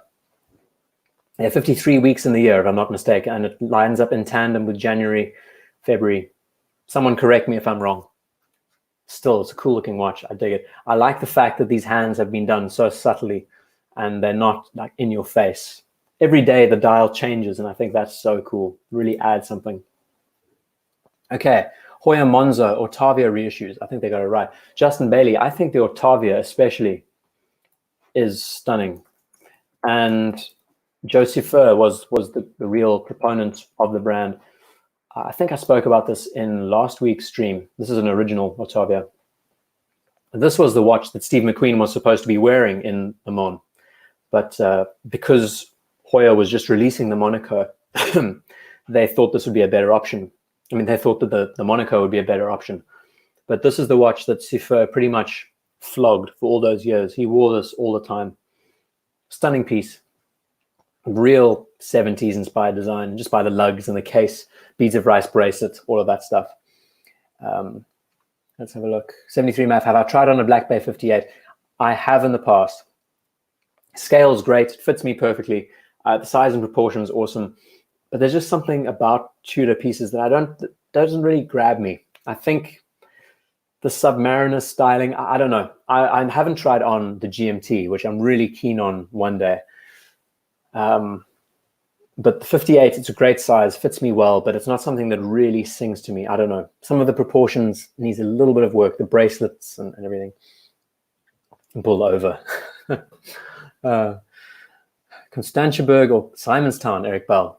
Bergfleet, actually, southern suburbs. Constantia, Lower Constantia and Bergfleet sort of region. That's where I was based for the most part. Starchy Poverty. What a cool name. Blancpain 50 Fathoms Barracuda. I brought it up earlier. It's awesome. This watch is an absolute tank on the wrist, right? Let's see. 50 Fathoms Barracuda.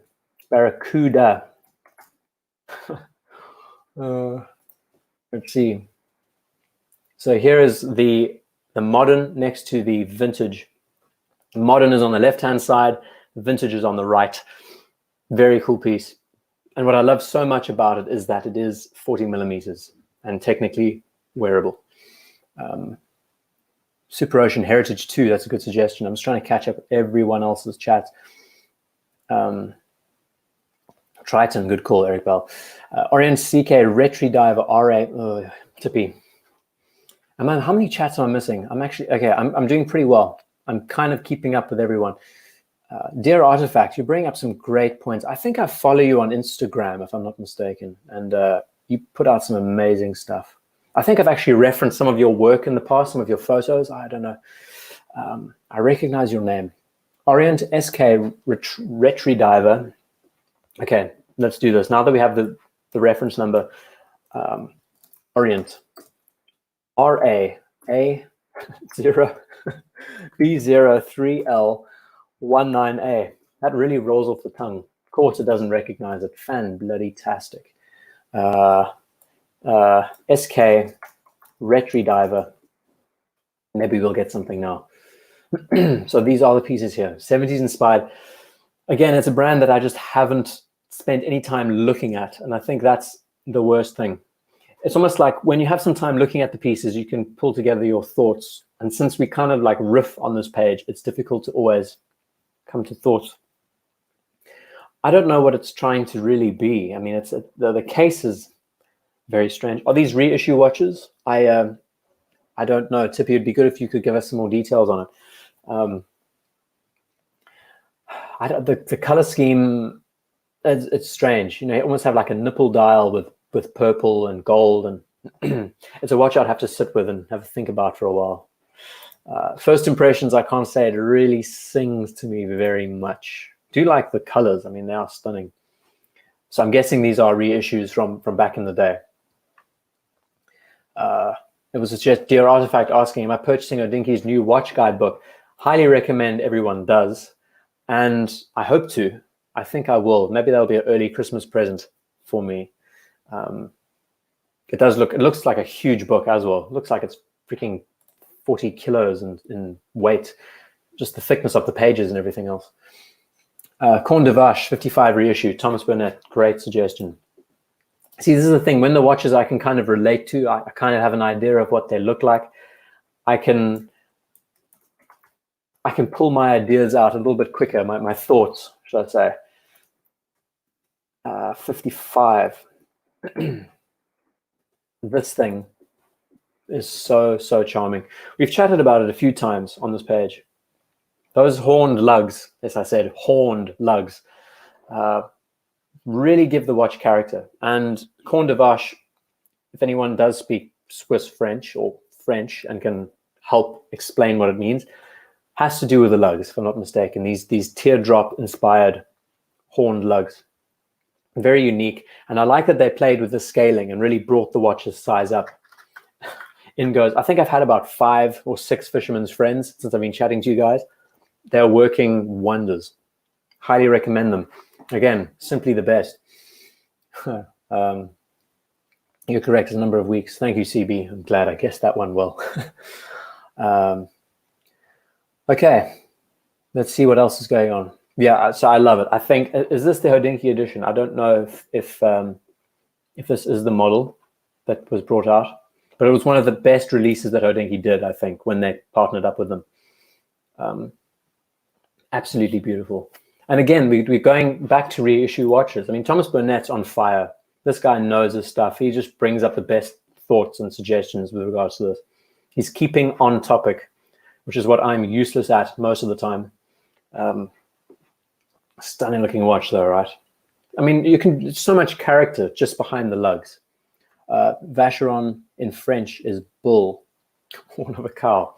Is that really what it means, Bud Owens? That's amazing. That is amazing. Thank you for that. Sorry for the coughing.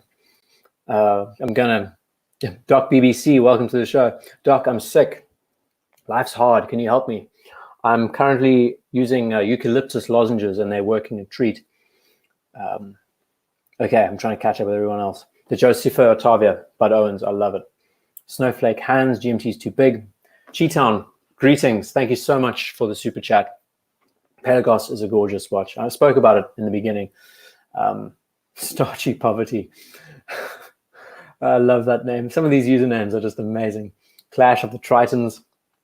Wow, we have a Mario Andretti Yima Rally. Okay, let's pull that up. Since we're talking about these racing-inspired watches. A Man and His Watch. There was an awesome reference to Mario Andretti's Hoya pieces.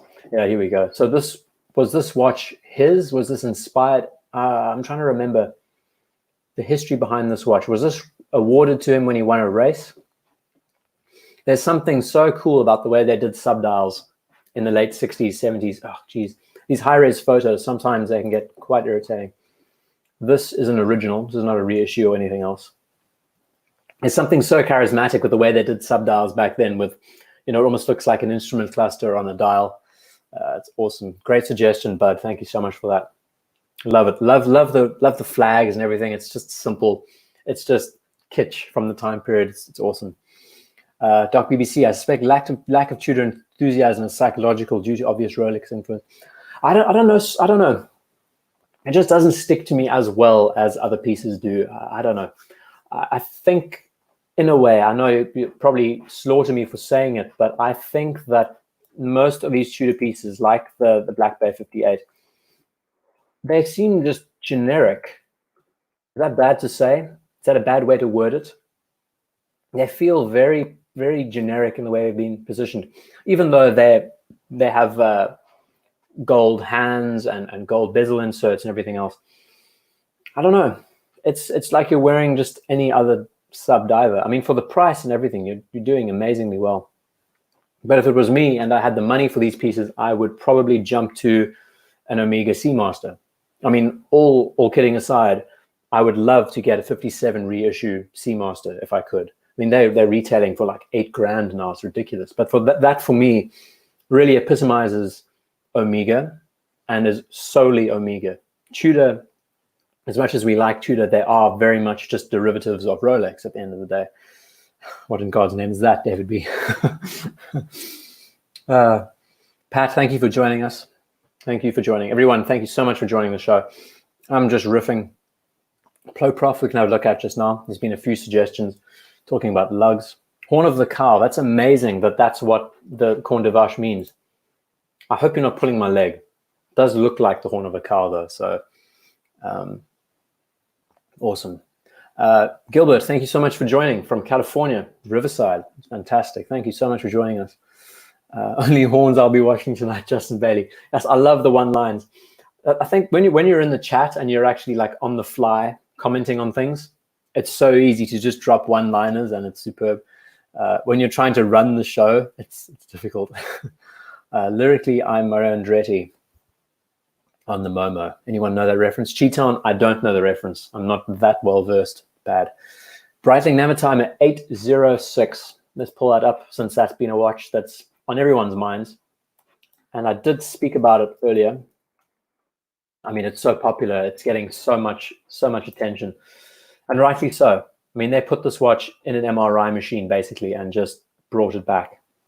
And I think there was a listing of an original that's going up for sale in the Phillips auction, now that this watch has so much hype surrounding it. No, it's absolutely gorgeous. I did say when it was first brought out and everything, what was this? Dear Artifacts also asking, absolutely. It is a reissue done right. There is zero pretense. They're not trying to like one up themselves. And I think when it comes to reissues in this way, very similar to the 57 Omega pieces that I love so much, they really hit it on the head with every little detail. Upgraded. I mean, it even has a hand wound movement. I mean, it just takes that aspect even further. I don't know much about the caliber, but it's too cool. Still very complicated. I mean, who uses a slide rule nowadays? But really has that pull of that time period. Longines Big Eye, I love it. I actually said earlier that there's one for sale at the moment. Who was the one? When I scroll, Gilbert. I said earlier that there's one for sale in the UK. I'm sure it's been sold by now because I just dropped a fat recommendation for everyone to go have a look at it. Longines Big Eye is one of those examples done right. Just because it is simplicity personified, the sub-dials all being different, the layout, it's superb. I chatted about it earlier in the stream. I really dig it. This and the Breguet Type 20 are just awesome. But what I like so much about this is just how different the sub-dials have been arranged. It's very easy to break your eye away from each sub-dial to see the different details. Too cool. Let's see what else is going on here. There's so much. Sorry to hear. If the throat is sore, eat lemon. I could eat an orange. Yeah, Doc. Had a really bad flu the other week. All the symptoms are gone now. It's just I've got this very dry throat. And I was worried that I wouldn't be able to talk tonight because I was just coughing incessantly. But these Fisherman's Friends have absolutely saved me. It's amazing. Snowflake hands make them look generic. Yeah, that too, Brummy. They really have killed it with the snowflake hands. They need to put some snowflake dials in, change it up a bit, give some pencil hands a chance, you know. Tudor 58 was reporting problems with the new movement. Steve Camaso, very interesting. I went into a Rolex Tudor boutique, asked if they had a 58, and they are as in demand as Rolex pieces. It's ridiculous. So once again, like even Tudor is now limiting their supply, and it's just nuts. Don't know what can go wrong with the standard time-only movement. I mean, how can you botch that up, right? That would be quite an issue. Of all the pieces, actually, of all the pieces, I think the smiling blue bezel is the one that appeals to me the most of the line. The burgundy does less than nothing for me. I really don't like the burgundy. I don't know why. The color just doesn't speak to me at all. For a diver, maybe I'm just boring that way. So I'm catching up with everyone else, what they're saying. Stay on for another hour. God damn you, Clive. Thank you. We'll see how it goes, guys. It's what, 10 to 12 in the UK at the moment. Maybe another 40 minutes or so. We'll see. We'll see how it goes. My voice is going, but I will try and time it well. I'll try and like slow down on the tone. Omega Proprof TI reissue, please. Let's have a look. Proprof. It's a strange beast. Proprof TI reissue. Is that titanium? Is that titanium? This is a killer looking watch. So is this the one with the gray? I'm trying to remember the reference. I think it has that grayish sort of bezel. Or does it have a black bezel? I think this is the reference. It's a really strange piece, and it's a Marmite watch like most. But they do some amazing things with it. They give it proper sword hands.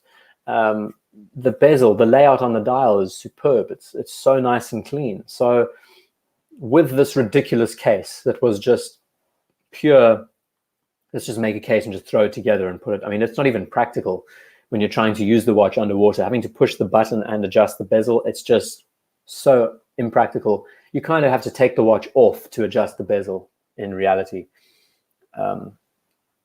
Thoughts on the Monte Carlo dual register chronograph? Is that the name of the brand? The suggestion was from Gilbert. The Monte Carlo dual register. Come on. Let's see. Of course, if I don't have the actual reference of the brand, I have a problem. Oh, the Tudor. Okay, sorry. Caught a blank there. The Tudor Monte Carlo. I much prefer the vintage to the modern reference, actually. I think it's just scale. Once again, I like what they've done with the scale in this piece. I love the Cyclops at the 6. I don't know why. It's just so quirky. Color scheme is great.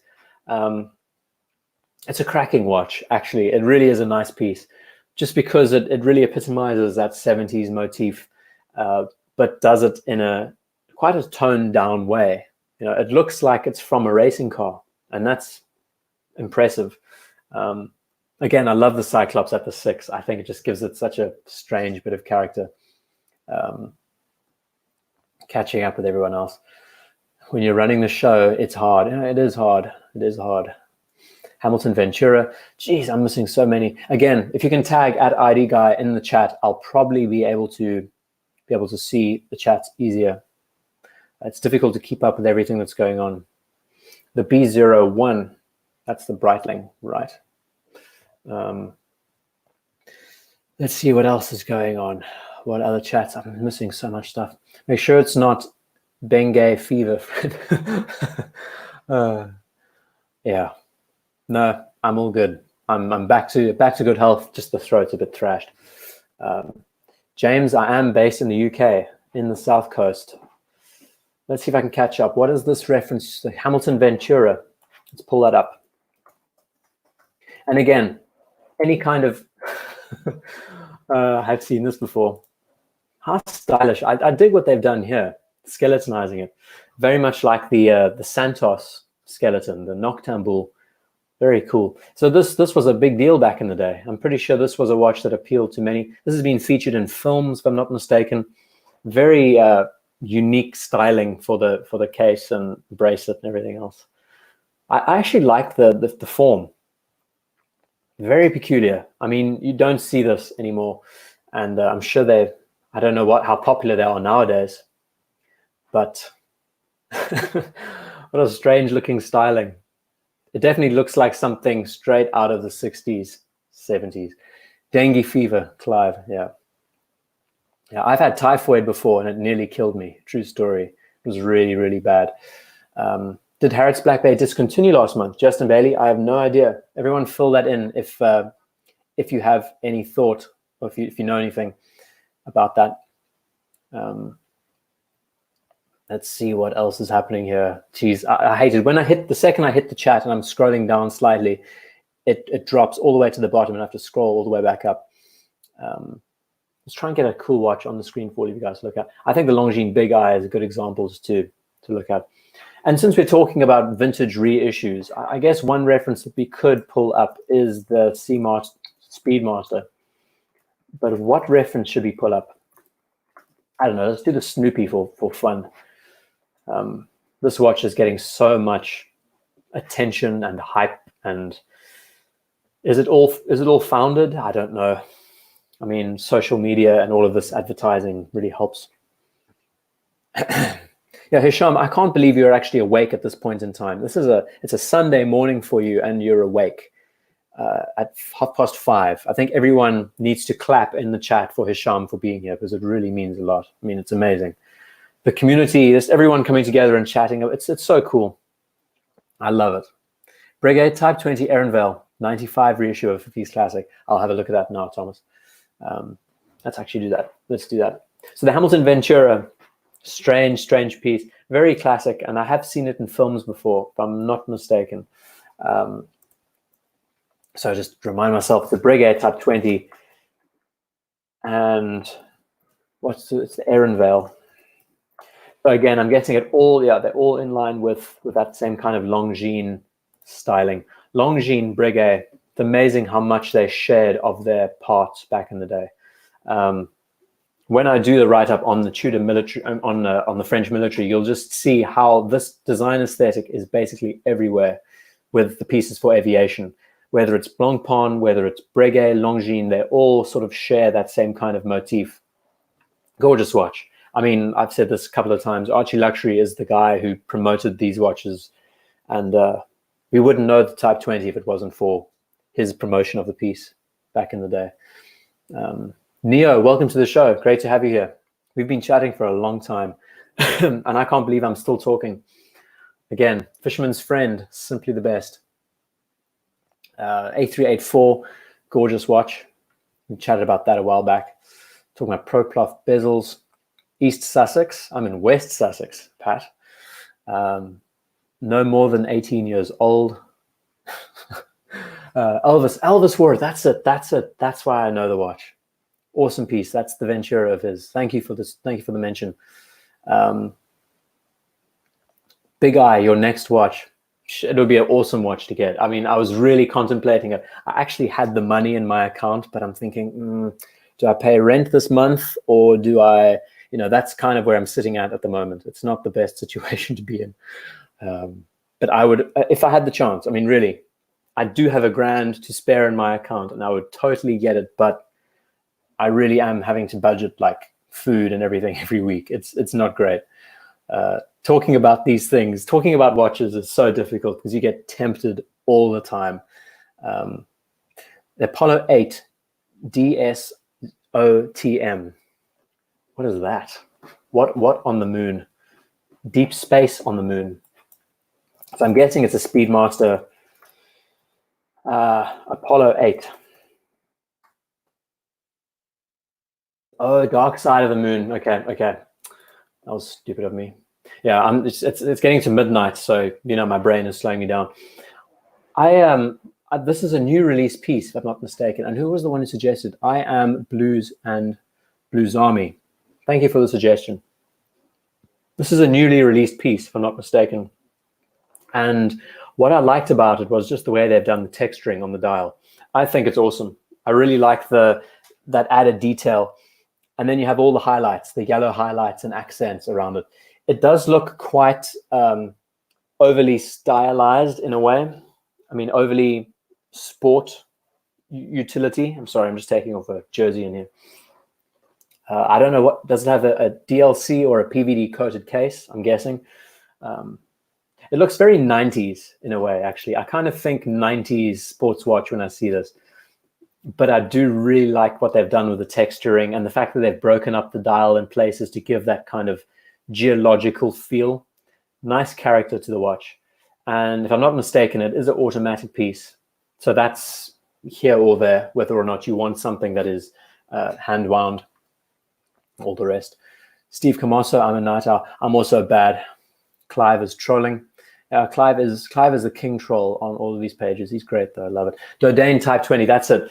I mean, that name, Sanford Bolden, is it Dodane? I don't even know the pronunciation. They're everywhere. And it's the way these companies sort of shared the cases and the designs of those pieces. I can't wait to get into it. We can chat about it at length. And Hisham is always awake. Doc BBC, absolutely, does not sleep. Long jeans or short jeans? I'm more of a long jeans guy. Hey? Short jeans are cool on summer days, but long jeans are pretty great. French military oxymoron. Can you catch Bengay from Breguet? I don't know what that means, Clive. I have to sit and try and pronounce what you're saying. Beingay from Breguet. I know what you're trying to say there. Don't like the second sub dials larger than. Yeah, Dan. If you're talking about this piece, it was a bit confusing. I think Omega needs to have matching sub dials to really give it that Speedmaster. You're in Bognor Regis. Wow, Neville. We're actually very close to each other. We're kind of like a stone's throw away from each other. It's pretty amazing. Yeah, so this piece is cool. I once again dig the texture. I like how they've cut out the dial to give it some height. And if I remember right, if you do tilt the watch sideways, it does have, hey, it's a manual wind. That's cool. I learned something. It does have a 3D effect, which is nice. Big crystal to play off. Nice visual effect. So doobie. Guys are just having a laugh. Matthew P, thanks so much. Before you go to bed, check out the Vacheron Constantin 3600 video on YouTube. Let's pull one up. VC 3600. Vacheron Constantin, I mean, as a brand, I think, they are awesome. Another great first luxury watch brand, I think, if it was me. I'm kind of torn. JLC, Vacheron, Longines, there's so many options out there. Such great pieces to get. I'm really big on reissue watches, by the way. I'm really big on these vintage reissue pieces. I don't know why. I like the idea, sort of like a Singer Porsche, where you get a watch that has the effect and the flair of a 60s inspired watch, but also has all the modern componentry. It still has, has the modern drivetrain, works so well. Thanks for the suggestion, Matthew. If this is the reference, it's one hell of a piece. It looks like it has a timer for the sunrise and sunset. Looks like it's got a revolving globe. I mean, this is just so above and beyond. Oh, and it's got a tourbillon at the back. Absolutely nuts. Time for a second job, Steve. Yeah, you're right. And I'm in the process of working out that right now, actually. Got another interview coming up in the next week. You'll see how that goes. Some more references. Big Eye Longines sector dial. Oh, that's a good question. I am so pulled to this new sector piece. But in saying that, like I said in the beginning of the stream, I got to try on an Omega from 1938 that looks exactly like this. And it's from 1938, and the watch measured 38 millimeters in size. It wears huge on the wrist. And again, for my little 7-inch wrist, it doesn't feel that great. As much as I love the styling, I kind of wish this watch was 36 mils in size, just because you've got so much architecture, open space on the dial that I think could be allocated. Oh, Neo, thank you so much for the super chat. $20 super chat from Neo. I really appreciate it, man. And I mean, we do this for fun. We do this for enjoyment. I love doing this. Love chatting to you guys. I hope you take something away from it, whatever it is, whether it's just listening to me babbling on for hours on end. It feels strange writing videos, but it's so cool. I mean, at this meetup, no one actually knew who I was until someone said, "Hey, you're IDGuy," and then all of a sudden everyone's like, "Whoa, that's amazing!" And I kind of dig that. The anonymity I really enjoy, because it's just kind of says that anyone can be doing this, and yeah, it's cool. I love it. This whole area of just improving your knowledge on watches and learning about the many different designs out there. Neo, again, thank you so much for the super chat, man. Really, that'll be going towards another box of Fisherman's Friends for sure, because I'll be needing them, and a beer. Breguet Type 20 versus Breguet Type 21. I don't know the Breguet Type 21. Let's pull it up quickly and see if I recognize it. I'm pretty sure I do. So the Type 21 has the slate dial with the, oh, does it have a flyback? No, it's not. Jeez, they're stunning. You see, everyone knows the Type 20, but then you get to the more obscure pieces, you kind of lose it. This is probably another reissue. This is a flyback. Absolutely stunning. Love the numeral layout. I mean, isn't that just gorgeous? Really? In reality, look how beautiful that is. I don't know. It's all down to personal preference. I'm kind of someone who's more interested in the simple stuff, but in saying that, this is probably one of the real killer Breguet references, similar to the Air Command Blancpain that I love so much. I might as well pull it up since I chatted about it all the time. Air Command Blancpain. I'm sorry that I'm missing your chats, guys. I'll be getting to you right now. In a similar way to this, I mean, this is also a flyback chronograph with a proper bezel that you can set. These two watches are kind of in the same league, right? I mean, they're just killers. They really are so sweet. Look at that thing. Another, talking about reissue watches, I'm glad we're semi on subject and talking about this. Longines Big Eye, Longines Sector, just went through all that. Neo, yeah, once again, Neo, thank you so much for the chat. That really, really means a lot, man. James G. Arthur's in the house. Welcome, James. Thank you for joining us. We've had a hell of a show, chatting about anything and everything, and I can't believe my voice is still holding up. I've been sponsored tonight by this. This show would not be possible without Fisherman's Friends. Fisherman's Friends, simply the best. Absolutely amazing. I've had about 8 of them throughout the show, and it's worked an absolute dream. I've been coughing all day, and it just works a treat. So talking about Breguets and everything else, stoke the boiler. Yeah, Clive, you do a good job, man. You really do a good job at stoking the boiler. I haven't been watching any watch content lately. It's insane. Are they still around? Are you talking about this Blancpain reference, or are we talking about Fisherman's Friend? Stanford, thank you very much. Yeah, I feel great. Not this week, but last week, I was man down for about 4 days. I haven't had the flu in well over a year, and this one really knocked me for a 6. I was down. The worst part was I was getting briefs sent to me, as in like project design briefs, and I had to kind of say, I'm dying at the moment. I'll get to it as soon as possible. Anyway, James Arthur, by the way, he's had a great few days. He's been based in New York recently on work, and he went to the Omega after party that was going on for the No Time to Die Seamaster. And if anyone new is joining the show, let me just pull this up one more time, because I'm sure lots of you guys have missed it. Probably not everyone. I don't know. I've been discussing in the beginning of the show. I discussed this piece that everyone's talking about. And watch aficionado needs something medicinal, brandy. I actually have a lemon honey. I decided no alcohol tonight. Quite impressive. I just had a double espresso of coffee, and it seems to be working pretty good. So I was chatting about this earlier and how I had a second look at it, and it's great seeing some reference images because you can put an idea together.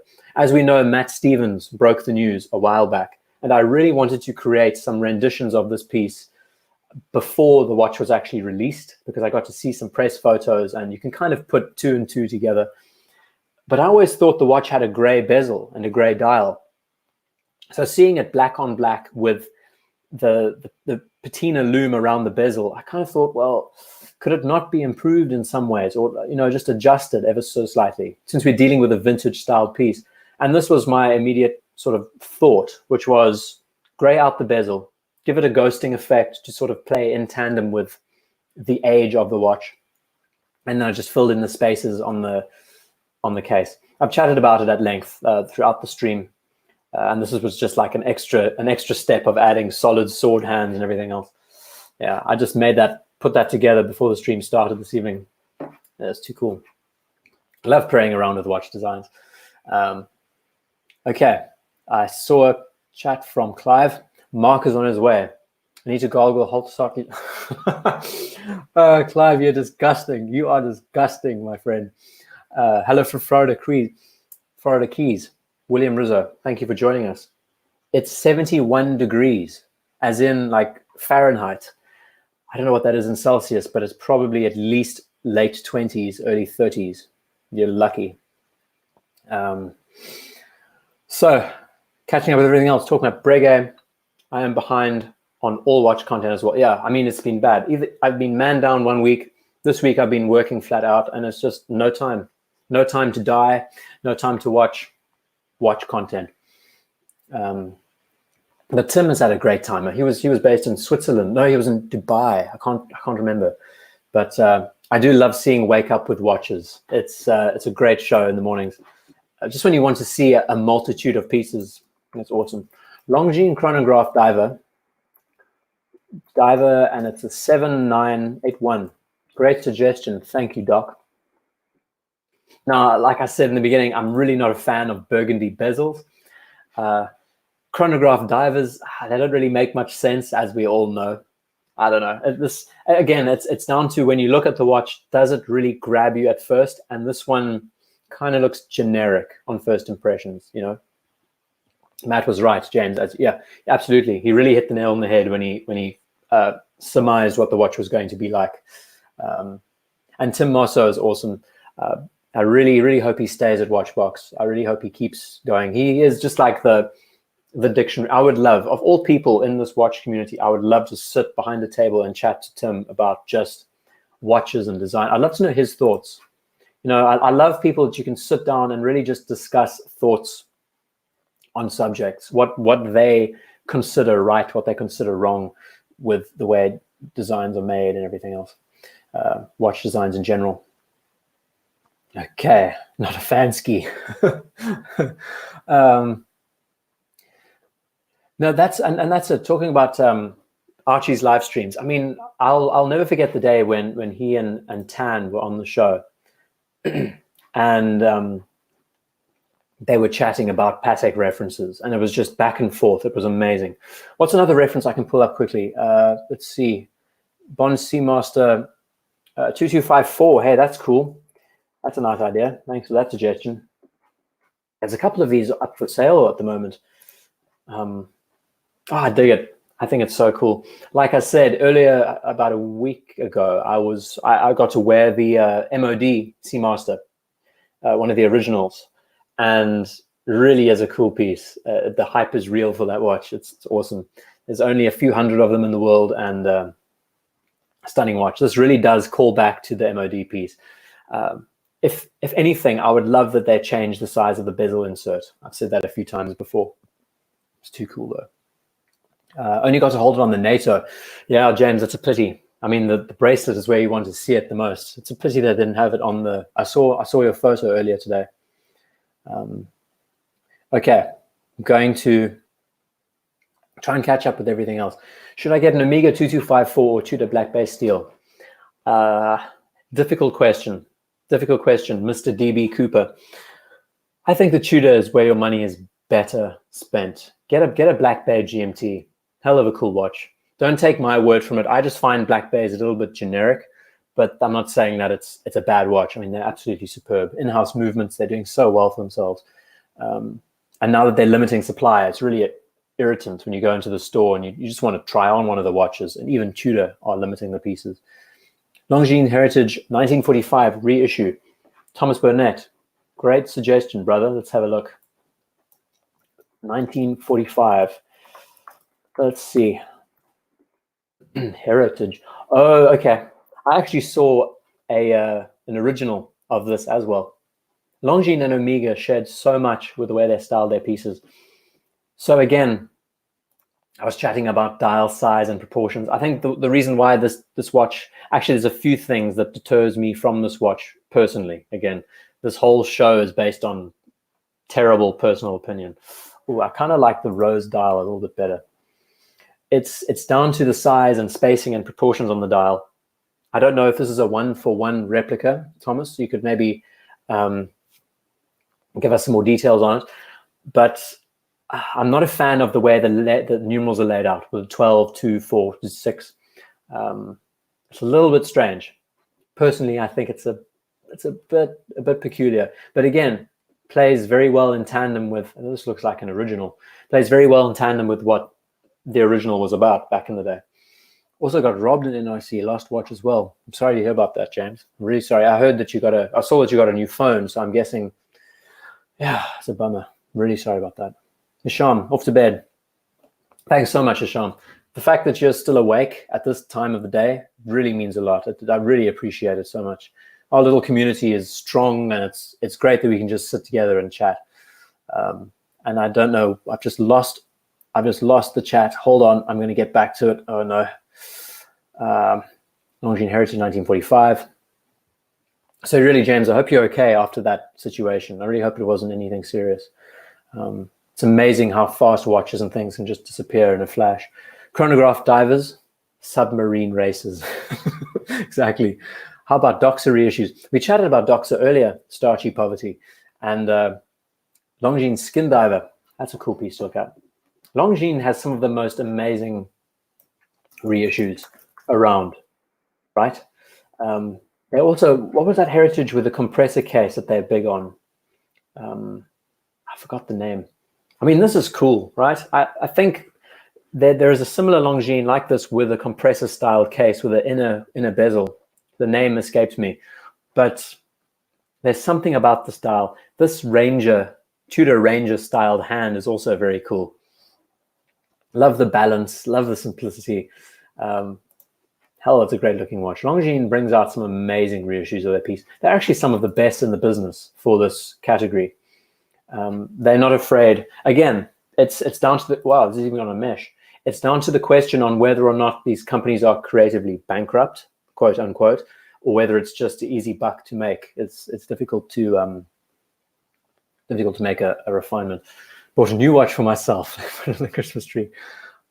James, I would love to review your collection one day. I can't wait to meet you. It's going to be so good.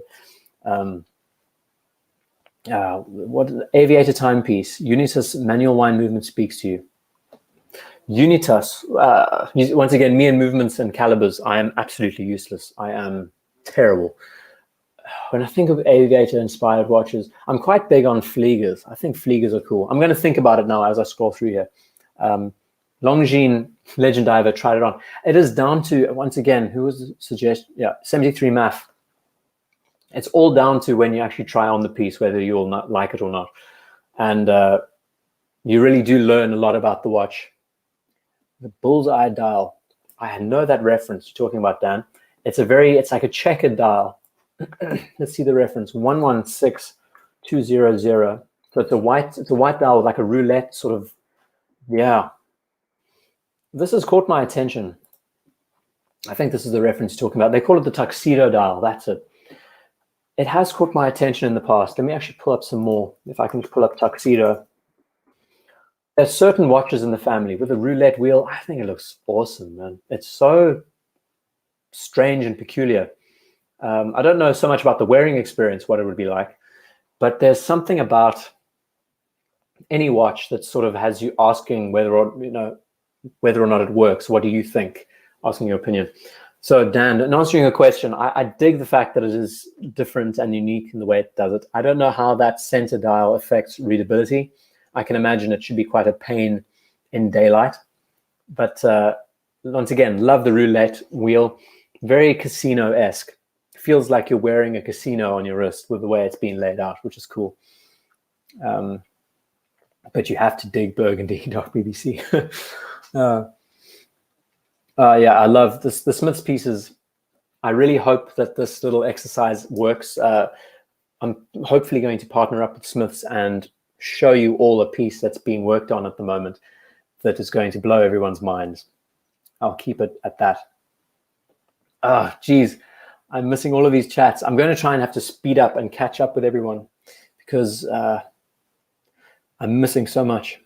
The new Bond Seamaster reminds me of the 90s watch and now approaching vintage status. Yeah, true. Very true. Very, very true. Sin Dark Star Vintage Reissue. Zin's got some amazing pieces as well. The Lange timepiece cases are made in the same factory. Hold on. Is it true that the Lange and Söhne and Zin timepiece cases are made in the same factory? Gilbert, that's a great question. Really don't know. I have absolutely no idea. Be cool if anyone could fill that in the chat if you're anywhere there.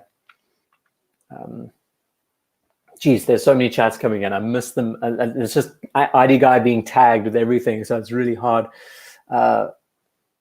Let's see if I can catch up with everything. IDGuy is so wise about design styles beyond your years. Great. Functional Doc, thank you so much. You're another doctor in the house. Thank you so much for joining. I don't know. It's in life, it's about stating what you see. I think that's an important trait. Trying to be like as brutally honest as you can. And I'd like to think that talking about watch design sort of, it can help you with your thinking with everything. It's all about just analyzing the smaller details. It's what about the thing do you like? You can't just, I hate the blanket statement of just, I like the piece.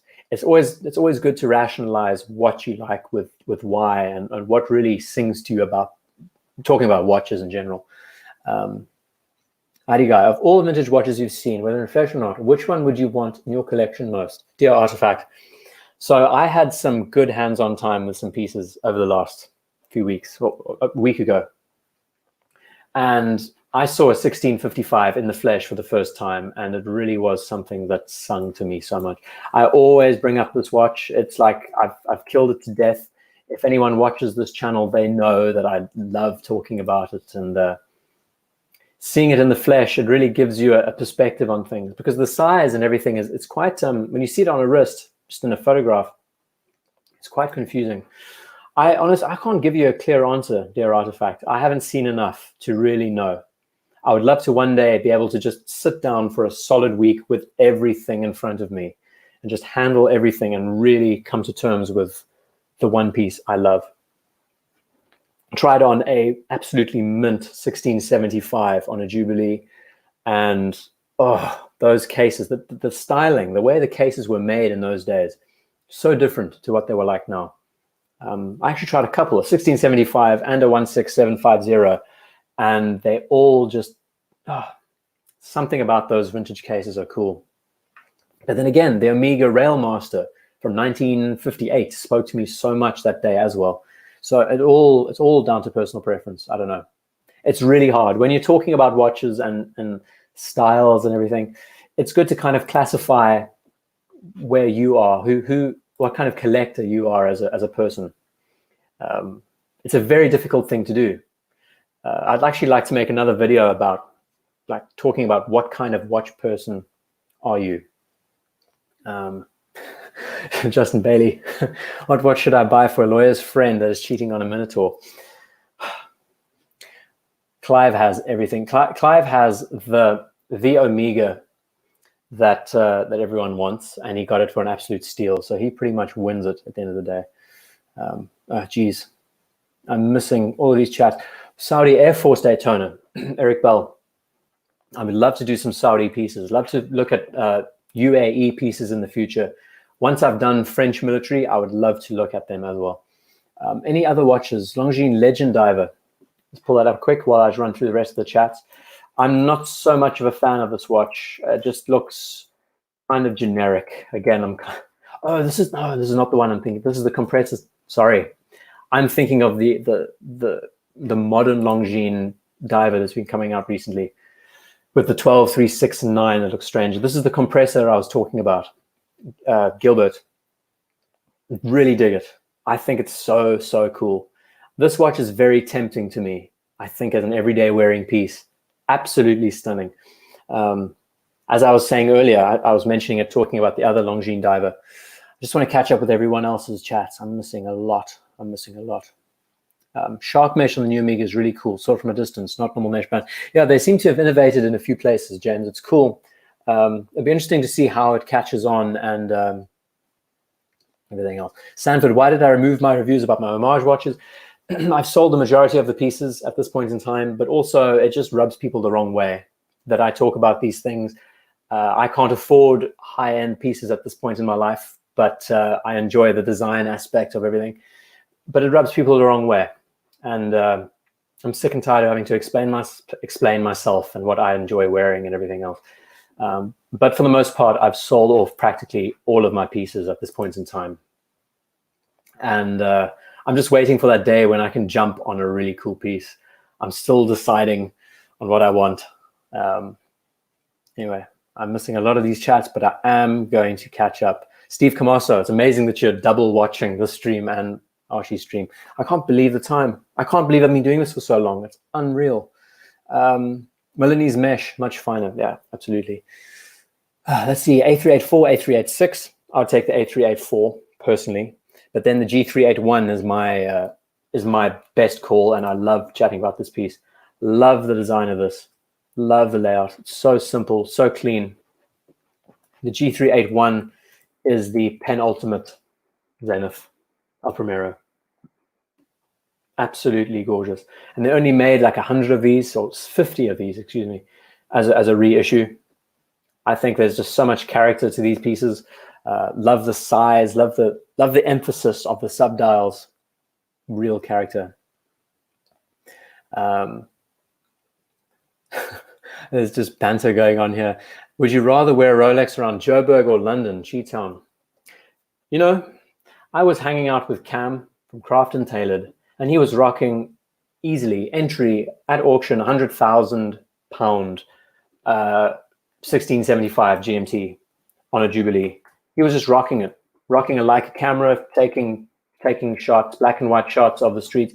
We were having a jam going around Soho at like 10 o'clock at night, and he was rocking one of these, very similar, but absolutely mint. I mean, you can't compare it to any of these pieces. So London, I would say London is the best place. Joburg, geez, I wouldn't wear a watch. I legit would not wear a watch, just for that reason. You just don't know who's looking. And if you are going to get mugged for your watch, the guys will always say nice shoes and try and take your attention away while another guy, yeah, long story. Been there, done that. Africa. Let's have a look. Let's see, Jazz. Has anyone seen the new watch with the silicone hairspring that runs horizontally from 9 to 6? Haven't. Great suggestion. 1655. Love, Jane. James Arthur has, I would say, about 4 Explorer 2s at this point in time, everyone. Just to keep you all in the loop, he has 4 of these vintage pieces, these vintage Explorer 2s. Well, I think 3. Picked up one recently. I'd love to get my hands on to those pieces. Awesome. Let's see what else is going on. There's chat about Doxa. Oh, damn it. I'm missing so many chats, guys. I'm going to catch up with everything. There's lots of banter going on, so that's cool. It makes it easier catching up with the chat. Zin Darkstar, worn by German soldiers. German military is another group I need to discuss in the future. That should be a lot of fun. The rarest Iraqi Air Force Young Eagles. Just catching up with how many watches do I have now, Cheetown? I have four watches at this point in time. So it's like, it's nothing, and they're nothing special. I shared what I'm wearing tonight, the Jeanneau Ocean Rover that everyone loves to hate, but I just dig it. It's just so easy to wear and enjoy. But I think what I'm going to do is pull this stream to an end now, because it has been over 2 hours, and I definitely don't want to like drag into everyone else's time. I can't believe I've been able to speak for this long. I was having a bit of a panic attack earlier tonight because I really didn't want to like cough my way through the stream. Hamilton Chronomatic. I mean, this watch looks exactly like, or the Dan Henrys that have been released recently look exactly like this. Who was the one who suggested? Tippy, thank you for the suggestion. The Panda, you can never go wrong with a Panda aesthetic. I like the fact that they've blended the date window in with the sub registers and everything else. Nice balance. And I'm guessing this movement was arranged to be working this way, the way the pushes are on the other side. So it's great that you're being patient and waiting for the right time to get the watch for you. Dear Artifact, your lines are so good. I'm sure I either follow you on Instagram or I follow you somewhere. I recognize your name. It is the worst thing in the world doing what I'm doing right now, because all I do is spend like a majority of my time writing about watches, watch design, and it's a really intimate thing. Like I said, I wore a datograph for the first time the other week, and everyone hypes up Lange and the pieces and that they are the best. And just after wearing a platinum datograph, you know exactly why. You just get it. And immediately I think to myself, okay, well then the 1815 chronograph is the one for me. And it's that amount of money that you have to put aside. And you're kind of thinking, well, there's so many watches to engage with and so many like thoughts you can share about each piece. It's very difficult to like hone in on the one. I've made my life infinitely more difficult, dear Artifact. That's what I'm trying to say. There's so many amazing watch designs out there, and it's saying to yourself, okay, which one do I really want? And then sort of like carrying on from that, what would be a better choice? And, you know, it makes the whole process of elimination, it's very difficult, to say the least. I got that, you know, because of this channel. Yeah, MGMAs, this channel began because of that watch. And I actually plan on reviewing the second edition that's coming out soon. There's been some serious overhauls to the watch, fully custom ceramic bezel. Wow, look at that piece. Look at that thing. We've got the watch has changed a lot. It's now going to be running with a Solita movement, and they've done some really cool little tweaks to the piece. So I hope to get the second generation in for review. Just because this channel began with the first generation, it would be nice to talk through my like 3 years wearing experience of this Jeanneau piece. I've worn this thing everywhere, and it's absolutely superb. Like I know there's lots of hatred and there's lots of discussion about where it comes from and everything else. At the end of the day, people don't criticize Omega because their cases and bracelets are made in China. You wear them because they work whenever you want. Of course, the movements are made in Switzerland. I'm more of a proponent who likes watches and wears them because they work well and they're efficient. And yeah, I've enjoyed it so much. His charm. Yeah, I'm going to try and like keep this chat relevant to here because I'll get a bit lost. But Starchy, it's a very contentious thing. I've chatted to the owner a lot about the issue, and I hope to address it. I hope to address his answer in the stream or in the video when I talk about the next generation and what they're doing.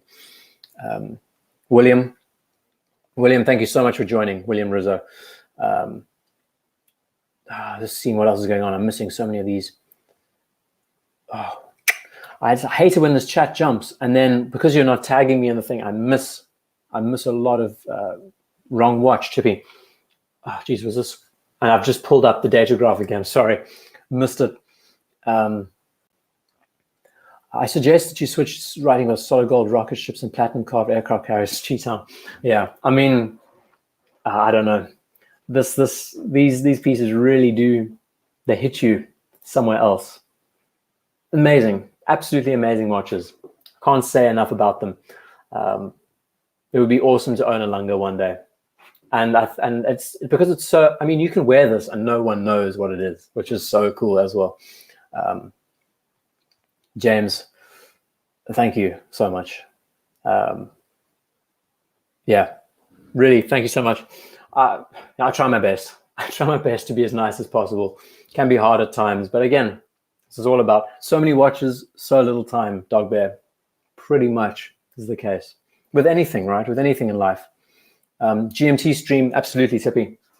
Let's get back to our reissue watches. What's another piece?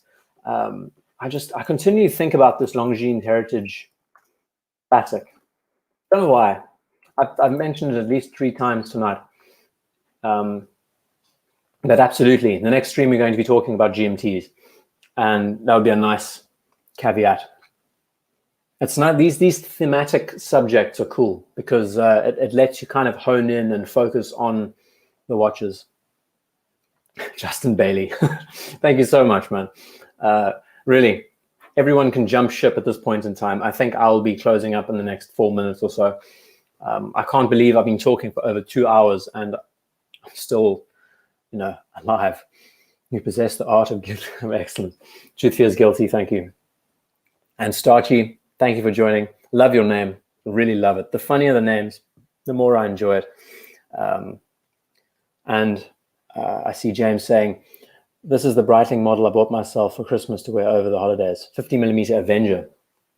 Avenger's crazy. A 50mm watch. I mean, geez, I couldn't even, you know, you have hats bigger than that. As like, who said that in a Hodinky video? 50mm. I mean, just think about that size for a second. It's unreal. I could never pull off 50mm. Your wife has always been a lover of Longines. Yeah, they're great. Really cool. And I'm interested to know if she's still enjoying the P09, or P0, I can never get it right, the P01.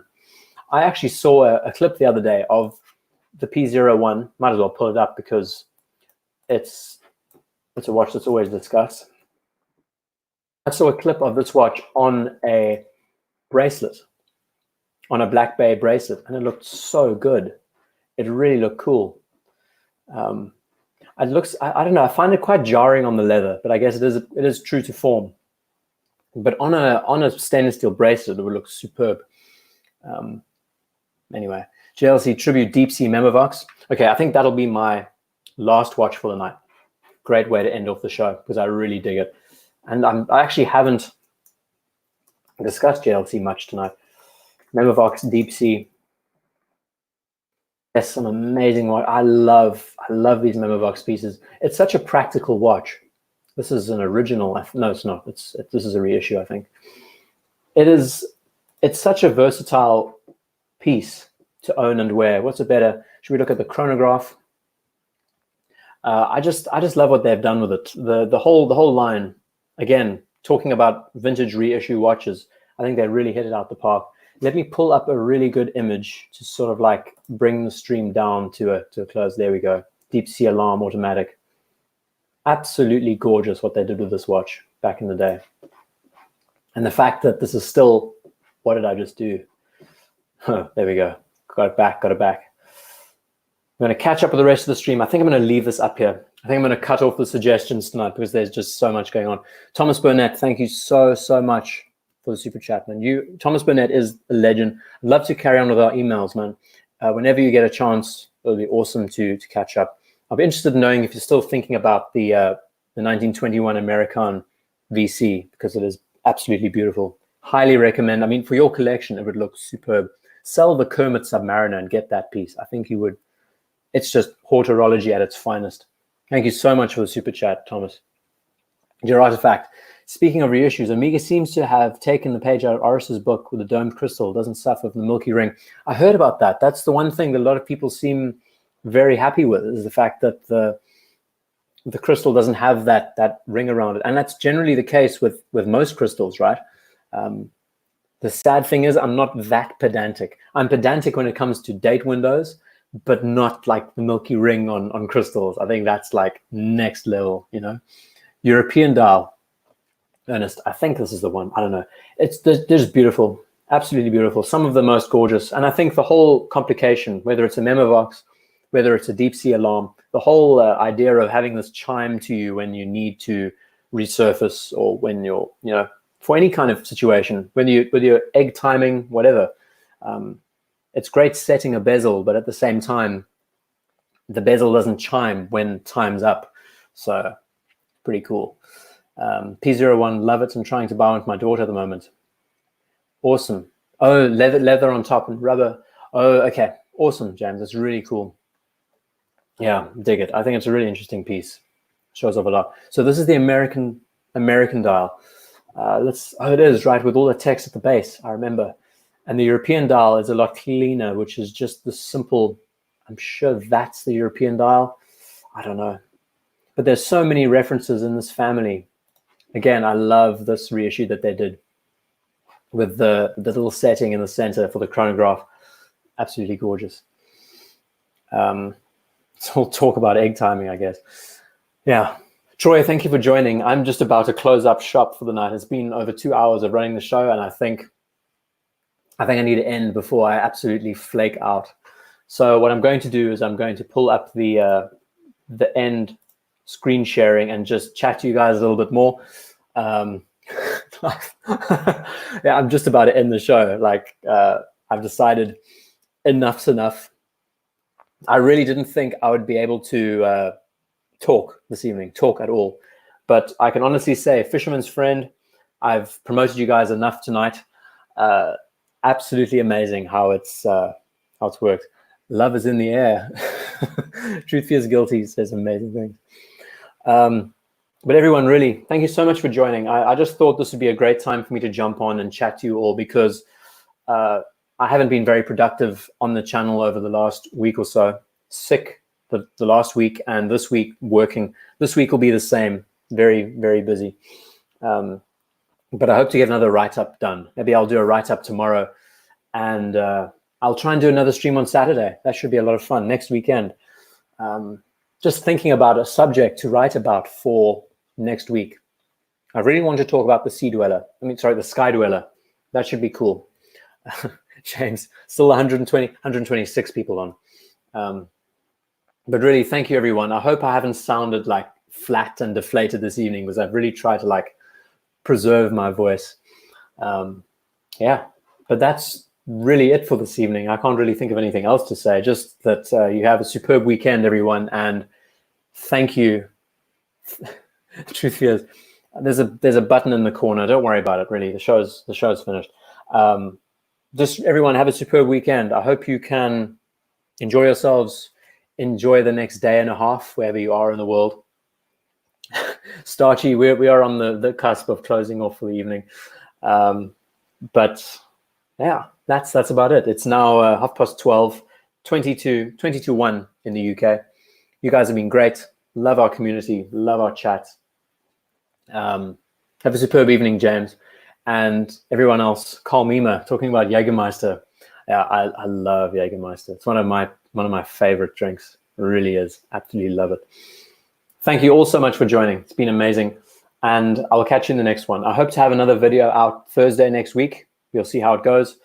Otherwise, I don't know. It's going to be a busy week for me, but I will make some time to write up another video, and we'll see. Cheers, everyone. Thank you all for joining, and I'll see you in the next one.